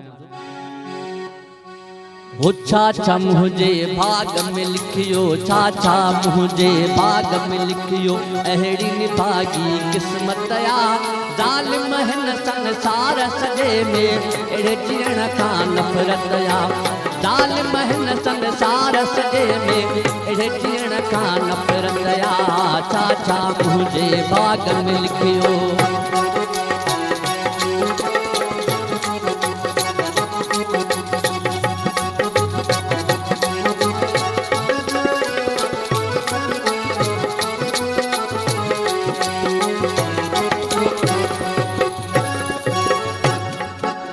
हिकिड़ो ई दिलदार हुयो जंहिं मूंसां कौल करार कया, गमज हिन दरिया असांजे प्यार जा नाता धार कया।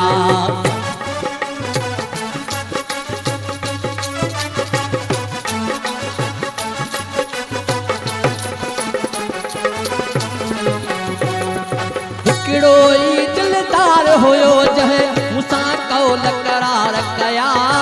गम जे हिन दरिया असांजे प्यार जा नाता धार कया खुशियूं घटि ऐं गम घणा था खुशियूं घटि ऐं गम घणा था सूरन में का बरकत या ज़ालिम हिन संसार सॼे में एड़े जीअण खां नफ़रत या ज़ालिम हिन संसार सॼे में एड़े जीअण खां नफ़रत या छा छा मुंहिंजे बाग़ मिल्कियो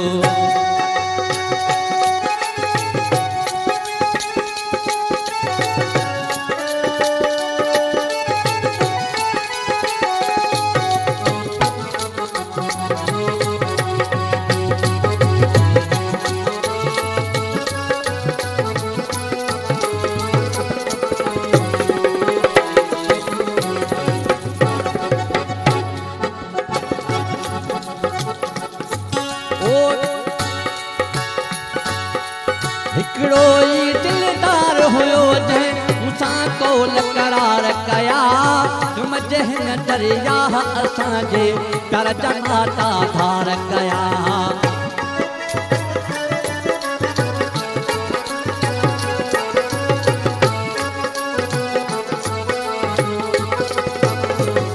हिकिड़ो ई दिलदार हुयो जंहिं मूंसां कौल करार कया हिन दरिया असांजे प्यार जा नाता धार कया खुशियूं घटि ऐं गम घणा था खुशियूं घटि ऐं गम घणा था सूरन में का बरकत या ज़ालिम हिन संसार सॼे में एड़े जीअण खां नफ़रत या ज़ालिम हिन संसार सॼे में एड़े जीअण खां नफ़रत या छा छा मुंहिंजे बाग़ मिल्कियो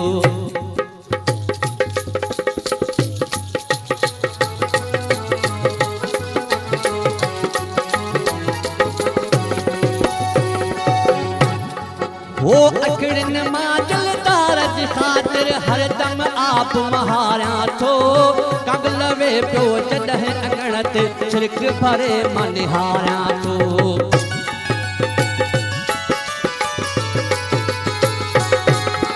अखड़न मां दिलदार जी ख़ातिर हरदम आप महारियां थो कगलवे पियो जॾहिं अगण ते छिरक भरे मां निहारियां थो वो कगलवे पियो जॾहिं अगण ते छिरक भरे मां निहारियां थो इश्क जी हितड़े क़दुर बि कोन्हे इश्क जी हितड़े क़दुर बि कोन्हे पर ख़ुदा वटि इज़त या ज़ालिम हिन संसार सॼे में एड़े जीअण खां नफ़रत या ज़ालिम हिन संसार सॼे में एड़े जीअण खां नफ़रत या छा छा मुंहिंजे बाग़ मिल्कियो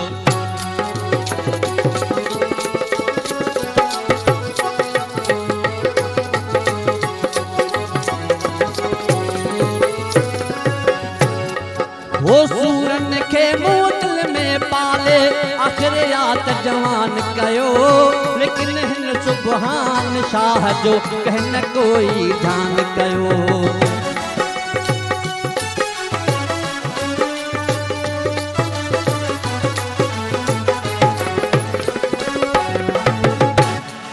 वो सूरन खे मोतल में पाले आख़िरियात जवान कयो लेकिन हिन सुबहान शाह जो कंहिं न कोई ध्यान कयो लेकिन हिन सुबहान शाह जो कंहिं न कोई ध्यान कयो वो सोज़ गम में जिस्म जली वियो सोज़ गम में जिस्म जली वियो ॼण मिटीअ जी मूरत या ज़ालिम हिन संसार सॼे में एड़े जीअण खां नफ़रत या ज़ालिम हिन संसार सॼे में एड़े जीअण खां नफ़रत या छा छा मुंहिंजे बाग़ मिल्कियो अहिड़ी निभागी क़िस्मत या ज़ालिम हिन संसार सॼे में एड़े जीअण खां नफ़रत या ज़ालिम हिन संसार सॼे में एड़े जीअण खां नफ़रत या छा छा मुंहिंजे बाग़ मिल्कियो वाह वाह वाह वाह तमामु ज़बरदस्त पर इहा ॻाल्हि चवंदसि त महबूब हुजे माणा न करे ज़ुल्म न करे इहो थी सघे थो इहो पॉसिबल ई न आहे ऐं आशिक़ जो कमु आहे सहणु जॾहिं हुन सहणु छॾे ॾिनो आशिक़ जी लाइन मां ई अची वेंदो आहे बहरहाल असां ब्रेक जी तरफ़ वञूं था ब्रेक जो टाइम थी वियो आहे ॾाढो तवील मौज़ू आहे त कॾहिं माना तफ़सीली कचहरी कंदासीं सिंध पई थी सॼे केरु मूंखे अॾे सिंध पई थी सॾे सिंध पई थी सॾे अवां सभिनी खे प्रोग्राम में भलीकार चऊं था स्पेशल ट्रांसमिशन आहे सिंध पई थी सॾे ही टाइम आहे तव्हांखे सिंध जे सॾ में सॾु ॾियणो आहे असां इन ते बि गुफ़्तगू कंदासीं त केतिरियूं कैंप्स जेके आहिनि उहे अवां लॻाए चुका आहियो असांखे इहो ॿुधाइजो त लाल मोहम्मद साहब त केतिरियूं कैंप्स आहिनि जेके तव्हांजो कमु करे रहियूं आहिनि ऐं किथे किथे वञी रहियूं आहिनि छा छा करे रहियूं आहिनि जी त पहिरियां असां चयो की हाणे असां अलहमदिल्ला असांजी सॼी वॾी टीम तयारु थी वई पूरे पाकिस्तान में पास्ट हिकिड़े ॾेढ मंथ खां असां मुसलसल कैंपूं मुसलसल उहे व्हीलचेयर यूज़र जेको दुनिया चईंदी हुई क़ाबिल तरसन क़ाबिल रहमन हिन जी हेल्प करणु खपे हाणे हू ट्रेनिंग खां पोइ सॼे पाकिस्तान सॼे सिंध में वञी कैंप्स लॻाइण पियो डॉक्टर ऑन व्हीलचेयर्स सॼा पाण वञी मुख़्तलिफ़ अज़ला ते वञी कैंपूं लॻाइनि पिया पाणी वञनि पिया जेके बेबस करे माण्हू ॾिठो वेंदो आहे उहे ॿियनि जी मदद था कनि ज़बरदस्त वॾे पैमाने ते मीडिया ते आयो आहे ऐं ही रेवोल्यूशन जेको आयो आहे जीअं असां चयो की 25 साल सां मुसलसल सां जेके स्ट्रगल कयूं पिया अॼु हिकिड़ी ॿी ॻाल्हि चवां जीअं असां हैदराबाद वियासीं माशा ॾिसो माण्हू गिलाऊं जाम कंदा आहिनि की माण्हू सुठा ट्रीट कोन था कया कसूर असांजो पंहिंजो ॿुधायो कीअं असां पाण निकितासीं कोन अॻिते माण्हू खे ॿुधायो कोन एतिरा त सुहिणा माण्हू सिंध जा न ऐं हैदराबाद में ॾेढ साल खां हुते आहियां यकीन ॼाणे 1.5 साल में न असां उहो टारगेट अचीव कयो आहे जेको 5 साल में बि न अचीव करे सघूं था ऐं सम्झाइण वारा हुजनि जीअं तव्हां हुते आया हो तव्हां ॾिठो हिकिड़ो ह्यूज फिगर आहे ऐं जीअं कराची में हिकिड़ो ह्यूज फिगर आहे कराची मां तयारु थी हैदराबाद मां तयारु थी छोकिरा ॿिए अज़ला में वेंदा आहिनि कमु कंदा आहिनि न त उहो जेको इंडिपेंडेंट लिविंग जो जेको कॉन्सेप्ट आहे स्प्रेड पियो थिए त हाणे उहे जो कैंपूं लॻाइनि पिया राशन डिस्ट्रीब्यूट करनि पिया फ्लड एरिया में वञनि पिया असां लास्ट वीक हुते डिगान भुरगुड़ी में हुआसीं त ऐं नाज़रीन सामीन खे ॿुधाईंदो हलां असां कराची खां निकितासीं हैदराबाद वास्ते डिस्ट्रीब्यूशन करे आयासीं पोइ डॉक्टरनि जी टीम असीं खणी डिगान भुरगुड़ी वियासीं त लेफ्ट राइट 8 फुट पाणी हो त तव्हां हीअ सोचो जॾहिं हू फ्लड आयो हूंदो 8 फुट हींअर उन टाइम केतिरो फुट पाणी हूंदो 10 फुट त हूंदो न हूंदो तव्हां अंदाज़ो कयो जॾहिं असां चयो 15% आबादी असांजी हैंडीकेप आहे ऐं उन टाइम क़यामत जो मंज़र हो त हू जेका हर माण्हू भॼियो पियो पंहिंजी ज़िंदगी बचाइण लाइ त उन पर्सन में डिसेबिलिटी जो छा थियो हूंदो अॼु ताईं हिकिड़ी ख़बर आई जावेद अलीस गवाह सॼे पाकिस्तान जा पर्सन में डिसेबिलिटी गवाह आहिनि असां जहिड़े कैंप में वेंदा आहियूं 15-20% में डिसेबिलिटी असांखे नज़र ईंदा आहिनि त उते जे माण्हू असांखे ॿुधायो असांजी हिते क़यामत जो मंज़र हो उन माण्हू चवंदा न क़यामत उते क़यामत जो मंज़र हर को भॼियो पिए ऐं उनजो धड़ पाल मवेशी सभु पाणी में लुड़ी विया पिए त उहो जेको 5 फुट जो माण्हू पंहिंजी ज़िंदगी बचाए पियो जेको 2 फुट जो माण्हू हेठि वेठो हो कीअं बचियो हूंदो इन शयुनि खे पाण खे असांखे हाईलाइट करणु खपे जीअं असांखे लीगल एडवाइज़र चयो कि कानून ठही वियो आहे ॾिसो हाणे आउं स्पेशली ॻाल्हि कंदो हैदराबाद ऐं इंटीरियर सिंध जे मामरान लाइ डिसेबिलिटी वला को मसइलो कोन आहे को मसइलो ई कोन आहे बसि हाणे असांजी टीम निकिरंदी तव्हां सिर्फ़ु इन्हनि खे आइडेंटिफाई कयो असांजे इन सेंटर्स में खणी अचो ऐं ॿी ॻाल्हि चयो ॾिसो डिसेबल वेलफेयर एसोसिएशन ऐं हैंड्स पाकिस्तान जेको कमु कयो आहे असां मल्टीनेशनल कंपनियुनि खे चयो थो अचो इन में सेंटर्स क़ाइमु कयो ॾिसो फिगर जाम वॾो आहे ऐं चवां त हैदराबाद में 2.5 लख पर्सन में डिसेबिलिटी आहिनि सिंध में 90 लख आहिनि पाकिस्तान में 3.5 खां 4 करोड़ पर्सन में डिसेबिलिटी आहिनि त ह्यूज फिगर आहे असां अगरि 100-150 माण्हुनि खे ॿाहिरि कढियो हैदराबाद में को कमाल कोन कयो आहे अगरि जावेद अलीस 2-3 हज़ार माण्हुनि खे ॿाहिरि कढियो को कमाल कोन थियो आहे असां सॼे इन शइ खे स्प्रेड कयूं पर सॼे सिंध में ऐं सिंध में अगरि लेक ऑफ अवेयरनेस जे करे ॾिसो असां हीअं 45 माण्हुनि खे साल में असां पेरनि ते बीहारे जॉब ॾियारीसीं हाणे जहिड़ा वालदेन उन ते तरस खाईंदा न क़ाबिल फ़ख्र महसूसु करनि पिया मतीन जी मिसाल तव्हांजे साम्हूं आहे मतीन ज़िंदगी हारजी वियो असांजो सेंटर जो कमु छा थींदो आहे असांजो सेंटर जो कमु ईंदो आहे की मायूसी खे शिकस्त ॾेई ज़िंदगी वापसि खणी अचणु त इहो असांजो कमु आहे ऐं ॿियो स्पोर्ट्स जो ऐं फ्लड जो कमु कयो आहे असांजी हींअर बि टीम घोटकी में स्कर्दू में मुल्तान में इस्लामाबाद में लाहौर में मुख़्तलिफ़ अज़ला में असांजे व्हीलचेयर यूज़र कमु वञी करनि पिया ऐं मेडिकल कैंप राशन डिस्ट्रीब्यूशन ऐं असांजी माउनि भेणुनि जो जेको सामान आहे असां कलेक्ट करे उते पुॼायूं पिया त ह्यूज कमु थिए पियो। हाणे ॾिसो न नंढा थोरी ऑर्गेनाइजेशन ही कमु करे सघंदियूं जॾहिं पाण मिली करे। हिकिड़ो शेर मुंहिंजे ज़हन में अचे पियो, मिट्टी में मिला दो कि जुदा हो नहीं सकता, अब इससे ज़्यादा बावफा हो नहीं सकता, अगर तू मेरी आवाज़ में आवाज़ मिला दे फिर देख तेरे शहर में क्या हो नहीं सकता। वाह वाह, बिल्कुल बिल्कुल सही चई रहिया आहियो। ऐं तॾहिं द वर्ड डिसेबल जेको आहे, I always use differently able word instead of disabled because they are not disabled, they have different abilities ऐं उहे प्रूव बि करे रहिया आहिनि। मतीन साहब प्रोग्राम में मौजूद आहिनि। असांखे इहो ॿुधाइजो त तव्हांजो मूं काफ़ी एक्टिविटीज़ ॾिठियूं, कैंप्स में बीठल हुआ तव्हां, त उहे छा सूरत हाल आहे, तव्हां ते छा एक्टिविटीज़ कयूं पे? अच्छा, कैंप्स की जिस तरह बात की सर ने भी बात की, जहाँ हम जा रहे हैं कैंप लगा रहे हैं, तो वहाँ हम साथ में ये आइडेंटिफाई भी कर रहे हैं कि यहाँ पर्सन विद डिसेबिलिटीज़ भी आए हुए हैं। फिर उनकी नीड उनकी नीड जो है इक्विटेबल्स है, इक्वल में आप नहीं रख सकते उनको, इनकी नीड ही अलग है। तो वो सारी चीज़ें भी हम देख रहे हैं। सूरत हाल ज़्यादा अलार्मिंग है, जिस तरह सर ने भी कहा कि तो उनके लिए हम फिर कोशिश करते हैं कि अब फर्स्ट हम उन्हें अवेयरनेस देते हैं। हम वहाँ सेशन भी कंडक्ट करते हैं जहाँ पे हम कैंप के लिए जिस कैंप में जा रहे हैं IDPs के साथ, तो वहाँ हम सेशन अटेंड करते हैं। कल जिस तरह रिसेंटली कल का मैं बताऊँ तो कल हमने एक सेशन रखा एंटरटेनमेंट का। एंटरटेनमेंट सब आ रहे हैं, डिस्ट्रीब्यूशन भी कर रहे हैं, सारी चीज़ें हो रही हैं, पर जिस मरहले से वो लोग गुजर के आए फर्स्ट तो उनसे बाहर निकालना है ना उनको, जो आइसोलेशन में चले गए हैं कि हम पे क्या गुजरी है, प्रॉपर काउंसलिंग हो उनको, तो वो दोबारा उस ज़िंदगी की तरफ आए ना। क्योंकि एक हादसा हो जाता है इंसान के साथ और ख़ास तौर पे बच्चों के साथ, तो फिर वो बिल्कुल ही मायूसी की तरफ चले जाते हैं। तो हमने उस पर कल काम किया। हमने एक एंटरटेनमेंट उनके साथ रखी, एक पहले काउंसलिंग की, फिर एंटरटेनमेंट की एक एक्टिविटी हमने रखी, उसमें सॉन्ग्स वगैरह हमने किए, नेशनल एंथम्स वगैरह जो भी, मैंने हमने ये सारी चीज़ें करके ये कि वो दोबारा उस ज़िंदगी की तरफ आए। तो हमारा ज़्यादातर काम इस चीज़ों में चल रहा है, जो हम करते हैं काम जहन पे। जिस तरह हमने कहा कि डिसेबिलिटी तो कुछ भी नहीं है, अगर आप जहन से मेंटली तौर पे हेल्दी है तो आप सब कर सकते हैं। अगर आप चल फिर रहे हैं, आपके साथ दुनिया की सारी चीज़ें हैं, सारी फैसिलिटीज़ है, पर अगर आप जहन से काम नहीं ले रहे हैं, उसको एक्टिव नहीं कर रहे हैं, तो आप जाते हैं सुसाइड की तरफ। आप सुसाइड रेट भी देख ले 8% से ज़्यादा हो गया पाकिस्तान में। क्यों हो रहा है? इसी वजह से कि आप यहाँ से हेल्दी नहीं है। तो हम इसी पे काम कर रहे होते हैं कि यहाँ से उनको तैयार करें, उनकी कैपेसिटी बिल्ड करें, उसके बाद वो कंट्रीब्यूट करेंगे सोसाइटी में दूसरों के लिए। बिल्कुल सही चई रहिया आहियो, छो जो एंजाइटी डिप्रेशन असांजी सोसाइटी में डे बाय डे इंक्रीज थींदी वञे। तो जावेद साहब हमें ये बताइएगा कि आपको मोटिवेशन कहाँ से मिली? कहते हैं ना कि बाज़ दफ़ा के कामयाब मर्द के पीछे एक औरत का हाथ होता है। फिर वो औरत कोई भी हो सकती है, माँ हो सकती है, बीवी हो सकती है, और कोई भी हो सकती है जो आप समझें। तो ये कैसे हुआ मुमकिन?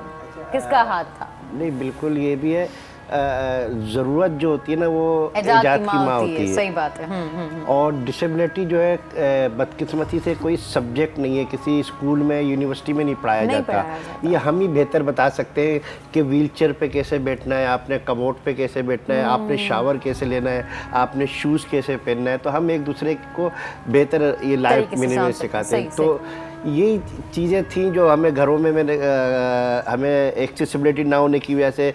मुझे याद है 2007 में एक प्रोजेक्ट आया था वर्ल्ड बैंक की तरफ से, तरक्की बाज़ार का। अच्छा। तो मैं भी घर में उस टाइम में घर में ही रहता था। तो उस टाइम में मैंने एक आम मोटर बाइक ली थी और उसके अंदर साइड में ना खुद ही कुल अल्ट्रेशन करके जंप पे लगा के मैंने कुछ व्हील लगा के एक मोटरसाइकिल तैयार की। अच्छा। उस मोटरसाइकिल की वजह से मेरी लाइफ चेंज हो गई, मेरी मोबिलिटी आसान हो गई। जब मैं उस पर बैठा, घर से निकलने लगा, चलाने लगा, तो पूरी मेरी ज़िंदगी। फिर उसके बाद मैंने एजुकेशन हासिल की। फिर हमने अपना एक वर्कशॉप बनाया मोटरसाइकिल का। हमारा कोई सर्च करना चाहे मोबिलिटी वर्कशॉप है, जब हमारे यहाँ पर्सन विद डिसेबल अब इस तरह की मोटर बाइकें खुद डिज़ाइन कर रहे हैं। और वो बाइक की वजह से लोग जो अपनी लाइफ को एंजॉय कर रहे हैं, सीरियो जाना, ट्रैवलिंग करना है, जॉब पे जाना है। तो यही सारी चीज़ें हैं कि माधुरी कहीं भी अल्लाह के बनाए हुए इंसानों में नहीं है।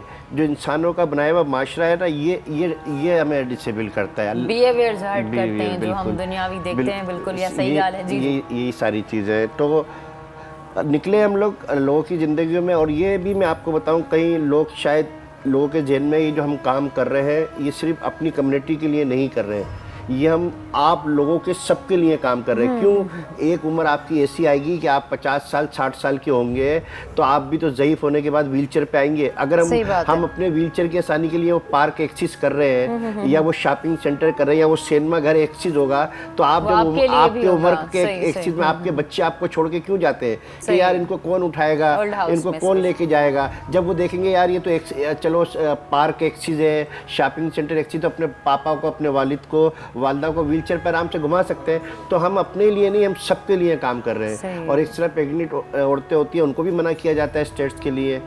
तो ये सारी चीज़ें हैं रिफॉर्म। और डिसेबिलिटी कहीं भी कोई पैदाइशी नहीं, एक लम्हा लगता है, 1 सेकंड लगता है। जैसे अभी मतीन ने बताया, 1 लम्हे पहले मतीन ने बताया कि मेरी लाइफ कुछ थी और 1 सेकंड लगा वो व्हीलचेयर पे आ गया। तो डिसेबिलिटी कब किस टाइम, और फिर पाकिस्तान में बहुत तेज़ी से ये कि पोलियो ख़त्म कर देंगे, तो भाई आप पोलियो ख़त्म कर दोगे। जिस तरह आपकी जियापति शुगर में टांगे काटी जा रही हैं, आपके कैंसर में, आपके बम ब्लास्ट होता है तो अगर उसमें कुछ मरते हैं तो उससे ज़्यादा डिसेबल होते हैं। आपके रोड एक्सीडेंट रोजाना इतने हो रहे हैं। डिसेबिलिटी आने वाले वक्तों में मेरा जो नाकिस तजर्बा है, मैं पाकिस्तान जो सबसे ज़्यादा फेस करेगा वो डिसेबिलिटी को करेगा। जिस तरह रोड एक्सीडेंट हो रहे हैं, जिस तरह से हादसे हो रहे हैं, डिसेबिलिटी बहुत तेज़ी से बढ़ रही है। तो हमें इस पे जो है ना काम करने की बहुत ज़रूरत है।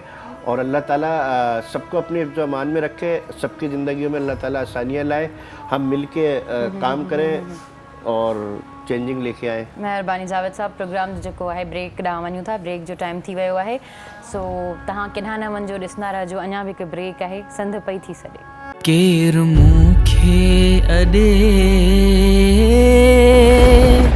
सिंध पई थी सॾे।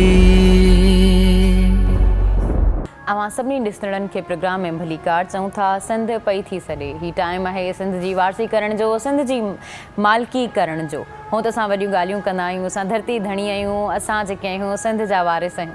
ही टाइम आहे सिंध जी वारसी करण जो ऐं पंहिंजे वोट जो सही इस्तेमालु करण जो। ऐं हर प्रोग्राम में अव्हांखे इहो रिमाइंडर ॾियारींदी आहियां जी प्रोग्राम जी तव्हांजे मोबाइलनि में अलार्म लॻियलु हूंदो आहे, तव्हां सम्झा तव्हांजो अलार्म आहे। तव्हांखे वोट जो इस्तेमालु जेको आहे उहो सही करिणो आहे। अॻियां पंहिंजे लाइ जेके नुमाइंदा आहिनि उहे सही चूंडणा आहिनि, ताकी तव्हांखे हींअर जेके शिकायतूं थियनि पियूं या जेके ही मसइला पेश आया आहिनि, परेशानियूं थियनि पियूं, इन खां तव्हां बची सघो था। वोट जो इस्तेमालु वरी चवंदी हलां त तव्हां सही कजो। अच्छा, साण ॾाढा सुठा सिंगर मौजूदु आहिनि, उन्हनि जी तरफ़ हलूं था, उन्हनि सां बि थोरो कुझु ॻाल्हायूं था। तव्हां असांखे ॿुधाइजो कॾहिं खां ॻाइणु शुरू कयो आहे तव्हां? शाइरी कॾहिं खां शुरू कई आहे? सुठो टाइम थी वियो आहे जी। माना कीअं ॻाई, कीअं शाइरी कीअं प्रोड्यूस थी, तव्हां कीअं करणु शुरू थिया? पहिरियां त मुंहिंजो जेको उस्ताद हुयो, चाचो बि हुयो, उहो ॻाईंदो हुयो। अच्छा। हू जो जीअं घर में ॻाईंदो हो त मां स्कूल वेंदो हुयुमि, सुबुह जो रियाज़ कंदो त पोइ हुन खां मिड़े ॿुधंदा हुआसीं। पोइ मिड़े आस्ते आस्ते वरी शौक़ु शुरू थी वियो, शौक़ु थी वियो हलियो। पढ़ण जे करे जेको आहे त चाचो चवंदो तूं न सिख हाली। माना पढ़ण खां पोइ तव्हांखे वरी सेखारियो? आस्ते आस्ते मिड़े थोरी घणी तालीम वठंदा हुआसीं। उस्ताद चाचो बि हुयो, घर में ई उस्ताद हुयो। अञा ताईं तव्हां रियाज़ वग़ैरह कंदा आहियो? जी हाँ, रियाज़ ज़रूरु। हाँ, केतिरी देरि ताईं कंदा आहियो? बसि सुबुह जो तक़रीबन कलाक खनि कंदा आहियूं। ज़बरदस्त, इहा बि ॾाढी सुठी ॻाल्हि आहे। माण्हू खे टाइम मिलंदो आहे त कंदा आहियूं, प्रोग्राम हूंदा आहिनि त पोइ हाणे वरी कोन कंदा आहियूं। अच्छा, सहरा सिंध जो जेको प्रोग्राम थिए थो उनमें तव्हां पाण आया आहियो कॾहिं? जी हाँ, मां मैडम सां गॾु हूंदो आहियां। हाँ, घणो करे गॾु हूंदो आहियां। ज़बरदस्त, माशाल्लाह, इहा त ॾाढी सुठी ॻाल्हि आहे। कीअं थो प्रोग्राम लॻे, उहो कीअं प्रोग्राम माना हली रहियो आहे? कीअं तव्हांखे जेके सपोर्टर्स आहिनि या जीअं कॉल्स वग़ैरह अचनि थियूं, तव्हांखे जेके फैन आहिनि उहे छा चवंदा आहिनि, छा रिमार्क्स हूंदा आहिनि उन्हनि जा? ॾाढो सुठो हले थो सिंध में, आम घणो करे माण्हू ॾिसनि था हिन प्रोग्राम खे, शादियुनि में हिननि वग़ैरह में हले थो प्रोग्राम। छो जो इन टाइम ते ईअं थींदो आहे त असांखे सहरा जेके आहिनि उहे असांजी मुआशिरे मां या असांजी शादियुनि मां ख़तमु थी विया आहिनि। हाणे को न को असां सॉन्ग लॻाए छॾींदा आहियूं, सहरा हली घटि हूंदा आहिनि, पर ॻोठनि जी शादियुनि में अञा ताईं उहे सहरा हलनि पिया। ऐं ॾाढी सुठी तरीक़े सां डायरेक्शन थी रही आहे। ज़फ़र जसकानी साहब उनजा डायरेक्टर आहिनि ऐं जीअं मॉर्निंग शो जा बि उहे ई आहिनि, त ॾाढो सुठो कमु करे रहिया आहिनि। ऐं अहिड़े क़िस्म जा जेके प्रोग्राम आहिनि उहे करणु खपनि, ताकी असांजे सिंध जो जेको कल्चर आहे उहो हमेशह ज़िंदा रहे। जुड़े जो साहब प्रोग्राम में मौजूदु आहिनि। असांखे इहो ॿुधाइजो त तव्हां जॾहिं खां इहो कमु करणु शुरू कयो त पोइ तव्हांजे घर में या तव्हांजी वाइफ खे को मसइलो न थियो त तव्हां इहो कहिड़ो कमु था करियो, किॾां था वञो? हाँ, ज़रूरु कोई मसइलो न थियो, पर हिकिड़ो मसइलो ज़रूरु कॾहिं कॾहिं पेश ईंदो आहे। जो असांजे हिन कम में कोई टाइम ई न आहे। ॾींहं राति 24 कलाक अधु राति जो बि असीं इहो कमु कंदा रहंदा कंदा आहियूं रहंदा, बसि सिर्फ़ु मसइलो घर में आहे त घर में असां टाइम पूरो नथा टाइम ॾेई नथा सघूं ॾियो, हाँ ऐं हाणे उहा बि सम्झी वई आहे 20-22 सालनि जे टाइम में हाणे उहा मतिलबु सम्झी वई आहे सम्झी वई, हाणे शिकायतूं न हाणे उहा आहिनि शिकायत न कंदी आहे ऐं जॾहिं पहिरीं शिकायत कंदी हुई त तव्हां छा चवंदा हुआ? पोइ हुनखे मूं लाइव ॾेखारियो, हाँ हुनखे आउं सेंटर वठी वियुसि, हुनखे इन कम में लाइव ॾेखारियो त आउं हीउ कमु कंदो आहियां ऐं हुनखे ख़बर पइजी वई त बाक़ी तव्हांजो कमु आहे। अच्छा, हू पाण ईंदियूं आहिनि माना अची कमु कंदियूं आहिनि तव्हां सां गॾु कॾहिं कॾहिं या? जी जी जी बिल्कुलु, कम बि वॉलंटरी कम बि कंदी आहे मूंसां गॾु ऐं कॾहिं कॾहिं कोई प्रोग्राम या इवेंट थींदो आहे त उनखे आउं पूरी फैमिली खे इनवाइट कंदो आहियां, पूरी फैमिली ईंदी आहे। मुंहिंजा नंढड़ा जवान छोकिरा आहिनि हाणे माशाल्लाह, ऐं उहे बि कमु कराईंदा आहिनि उन कम में। ज़बरदस्त, बहितरीन।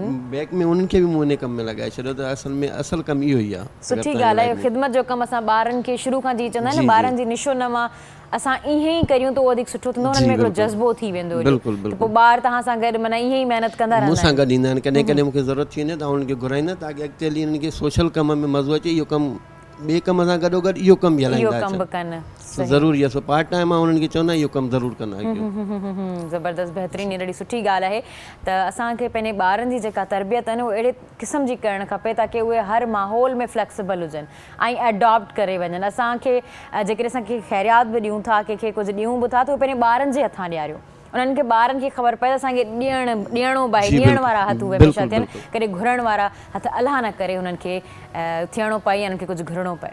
बहरहाल जावेद साहब, असांखे हमें ये बताइएगा कि ये जो एक्सीडेंट्स हो जाते हैं, स्पाइनल कॉर्ड में जो मसला हो जाता है, उसके अलावा जो विलिंग जो करते हैं ये सारे बच्चे आजकल के नौजवान, उनको जवान है उनको पता नहीं चलता, जवानी के नशे में ये हरकतें करते रहते हैं, उनको नहीं पता कि एक सेकंड में उनकी लाइफ कहाँ से कहाँ पहुँचने वाली है। तो क्या कहना चाहेंगे उनके बारे में?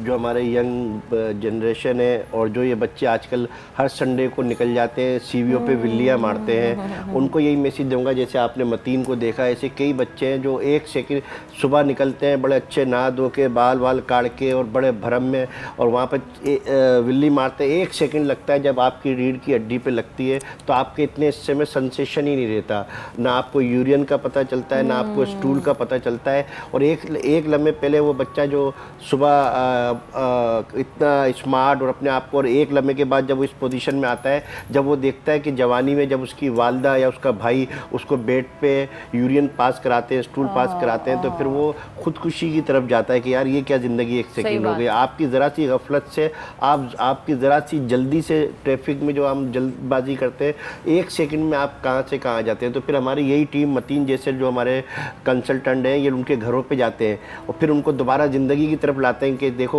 जो होना था हो गया, अब आप खुदकुशी की तरफ जा रहे हैं। मैं इसी तरह मेरे साथ भी अब मैं व्हीलचेयर पर रह के मैं लोगों को मोटिवेट करता हूँ, अच्छा जॉब कर रहा हूँ, बिजनेस कर रहा हूँ, तो फिर ये हमारी टीम उनके घरों पे जाके उनको दोबारा लाइफ की तरफ लेके आते हैं। पर मेरा मैसेज यही है, और मैं तो अपने DIG ट्रैफिक साहब से भी कहूँगा कि हमें जो है जिस तरह ये संडे को जिस तरह ये आप मुख्तलिफ मुकामों पर क्या कहते हैं ये चीज़ें होती हैं, वहाँ हम अवेयरनेस करना चाहते हैं ट्रैफिक पुलिस के साथ जगह जगह रोड एक्सीडेंट में। जब हम वहाँ पे ये लोगों को मैसेज देंगे कि ज़रा सी बेहतियाती उम्र भर आपको, तो एक अच्छा मैसेज जाएगा। तो हम इस तरह भी एक ट्रैफिक पुलिस के साथ मिलकर एक अवेयरनेस सेशन कर सकते हैं ताकि दुनिया में वाहिद कम्युनिटी हम है जो अपनी कम्युनिटी में इजाफा नहीं चाहते, वरना हर सियासतदान चाहता है कि मेरी पार्टी में इतने लोग आ जाए, वो चाहते मेरी, हम वाहिद लोग हैं जो नहीं चाहते हमारी कम्युनिटी में इजाफा हो, कमी हो। तो ये एक मैसेज है और अल्लाह ताला सबको इज़्ज़त अमान में रखे और हम इस पाकिस्तान के लिए एक फ्रेंडली और इंक्लूसिव पाकिस्तान बनाए। और हमारी कोशिश भी यही है कि हम माशरे के साथ रह के, माशरे के साथ जुड़ के इंक्लूसिव जो स्कूल बने वो ऐसे स्कूल बने कि हम और आप साथ मिलके पढ़ें। जिन स्कूलों में, यूनिवर्सिटियों में आप लोग पढ़ते हैं, हम भी उन्हीं स्कूल यूनिवर्सिटियों में पढ़ें। हमारे लिए अलग से ये कोई स्पेशल एजुकेशन या स्पेशल इदारे ना हमारे कोई सिंग लगे हुए हैं, ना हमारे कोई दुमे कि हमें अलग से, हम माशरे के साथ रहते हैं। हम तो यही सर्विसेज देते हैं, सुबह जाएँ सेंटरों में, शाम में अपने घर पे आएँ। ये नहीं कि हमारे लिए अलग से कोई इस तरीके के वो बना दिए जाते हैं कि स्कूल जहाँ हमें छोड़ दिया जाता है। तो इंक्लूसिव माशरा हो, इंक्लूसिव हम साथ मिल के इस मुल्क की तरक्की में अपना भी अहम किरदार करें और इसी तरह अभी एक गुड न्यूज़ ये है कि जो अभी हम बल्दियाती इलेक्शन में जा रहे हैं उसमें जो है सीएम साहब ने हर यूसी में एक रिजर्व सीट रखी है, पर्सन विद डिसेबल का हर नुमाइंदा होगा।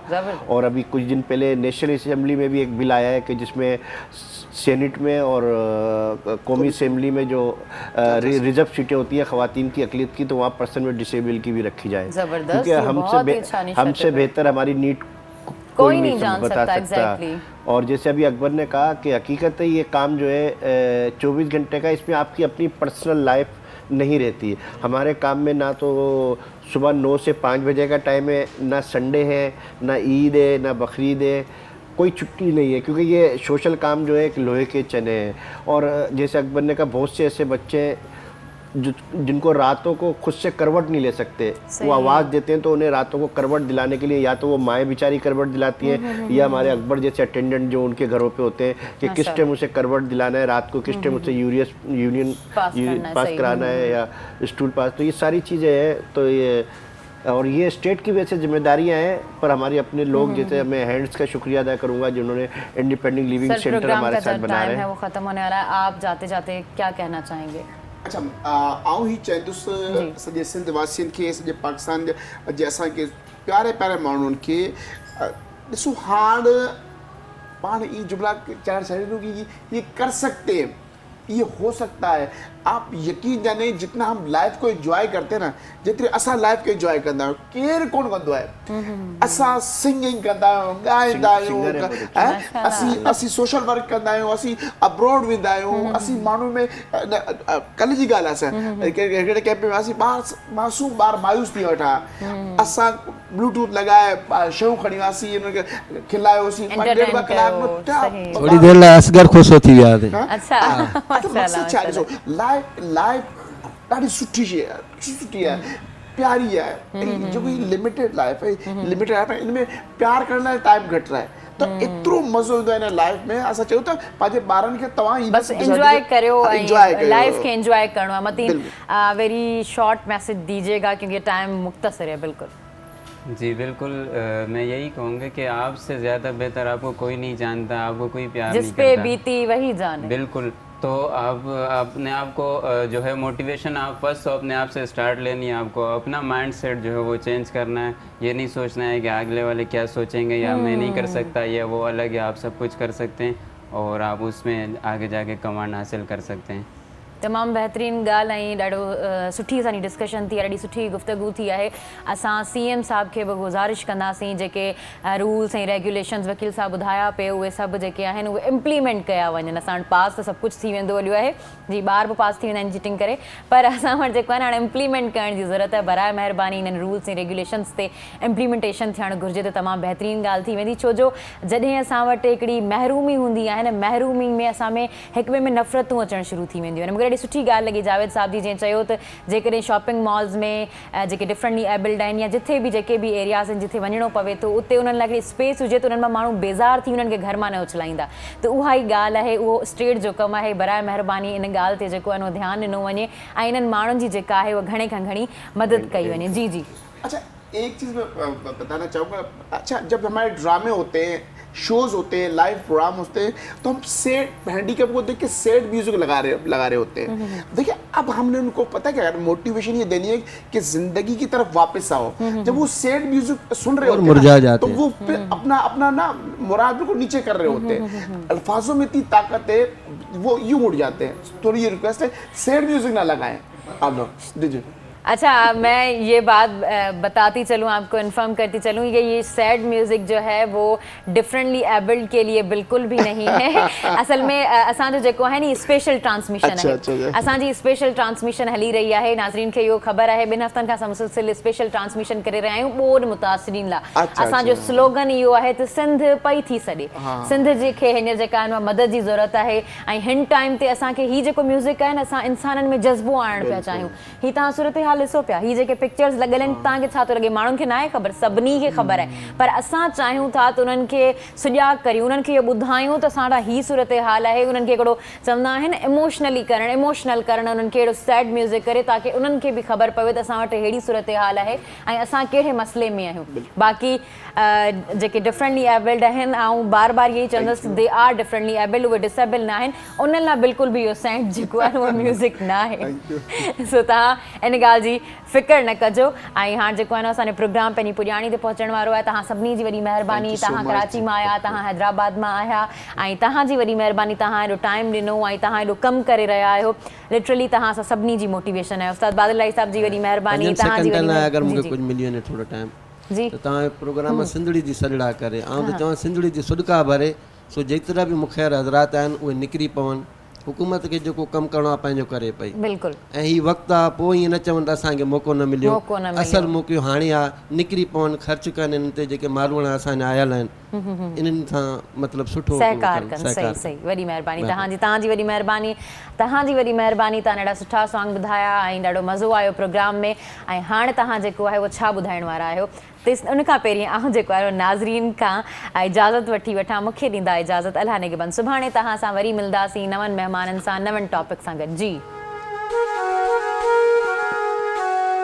अज तू नाए अल्लाह जे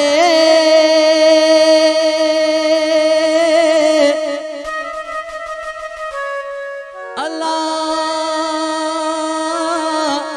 मुखे सो ढल किया न सिका,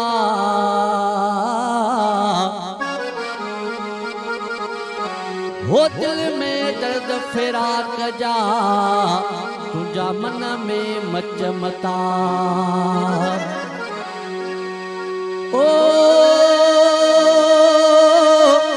बिरह तुझे जीवा है, बुढ़ल जी अंदर झड़का दिए, जान बजा गाए वए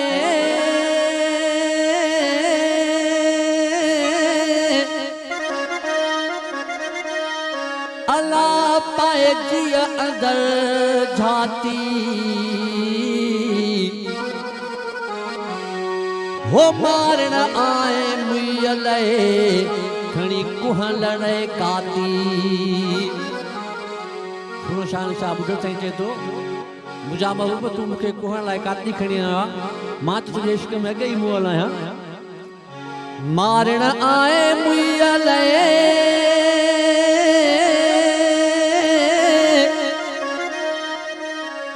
अल्लाह खणी कुहण लाइ काती, हो तो सां दिल फासी, बुढ़ल कुसण मूं त कबूलियो, वो जनु लकड़ी चोट नैना दी, मस्त फिरे दिल मादी, जनु लकड़ी चोट नैना दी, मस्त फिरे दिल मादी, मस्त फिरे दिल मादी, अल्लाह मस्त फिरे दिल मादी, मस्त फिरे दिल मादी, जनु लकड़ी चोट नैना दी, मस्त फिरे दिल मां, जनु लकड़ी चोट नैना दी, ओ यार मस्त फिरे दिल मादी।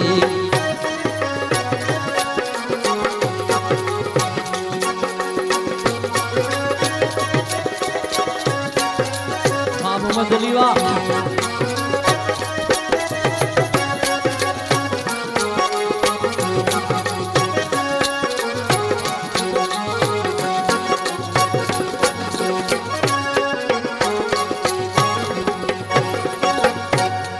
वो सूर इन्हीअ जी सोई जाने, सूर इन्हीअ जी सोई जाने, सूर इन्हीअ जी सोई जाने,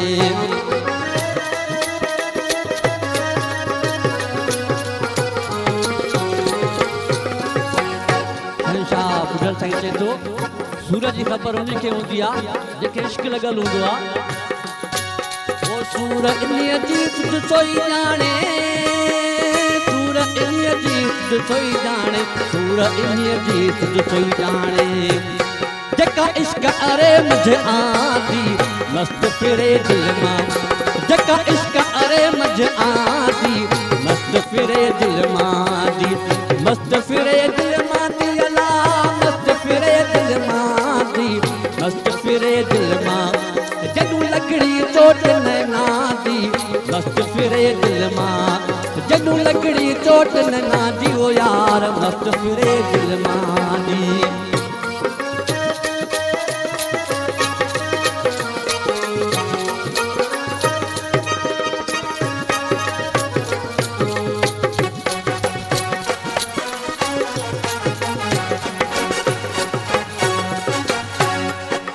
वो आहू ताहू सुतू यजू आहू ताहू सुतू यजू आहू ताहू सुतू यजू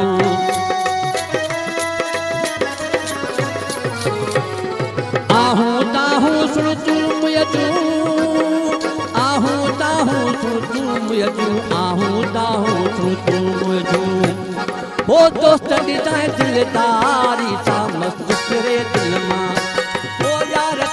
दिलदारी मस्त फिरे दिल मां मस्त फिरे दिल मां दी अला मस्त फिरे दिल मां दी मस्त फिरे दिल मां हो मस्त फिरे दिल मां दी अला मस्त फिरे दिल मां दी मस्त फिरे दिल मां जनु लकड़ी चोट नैना दी मस्त फिरे दिल मां दी जनु लकड़ी चोट नैना दी मस्त फिरे दिल मां दी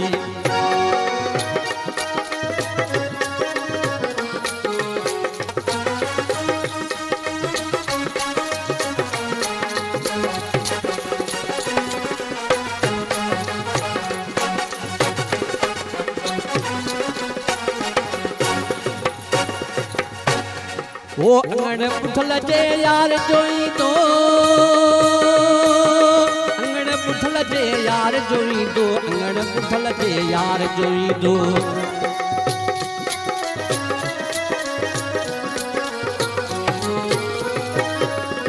पुठल साईं जे दो जॾहिं मुंहिंजो बबू मुंहिंजे अंगण ईंदो त मां उनजी छा ख़िदमत कंदुमि अंगण पुठल जे यार जोई दो अंगण पुठल जे यार जोई दो अंगण पुठल जे यार जोई दो होती दस बाहसरा दी मस्त फिरे दिल मां होती दस बाहसरा दी मस्त फिरे दिल मां दी मस्त फिरे दिल मां दी अला मस्त फिरे दिल मां दी मस्त फिरे दिल मां जनु लकड़ी चोट नैना दी मस्त फिरे दिल मां दी जनु लकड़ी चोट नैना दी मस्त फिरे दिल मां दी मस्त फिरे दिल मां दी अला मस्त फिरे दिल मां दी मस्त फिरे दिल मां जनु लकड़ी चोट नैना दी मस्त फिरे दिल मां जनु लकड़ी चोट नैना दी वो यार मस्त फिरे दिल मां दी मॉर्निंग शो सलाम सिंध जा तमाम एपिसोड्स ॾिसो हाणे HD क्वालिटीअ में विज़िट करियो असांजो YouTube channel Sindh TV HD।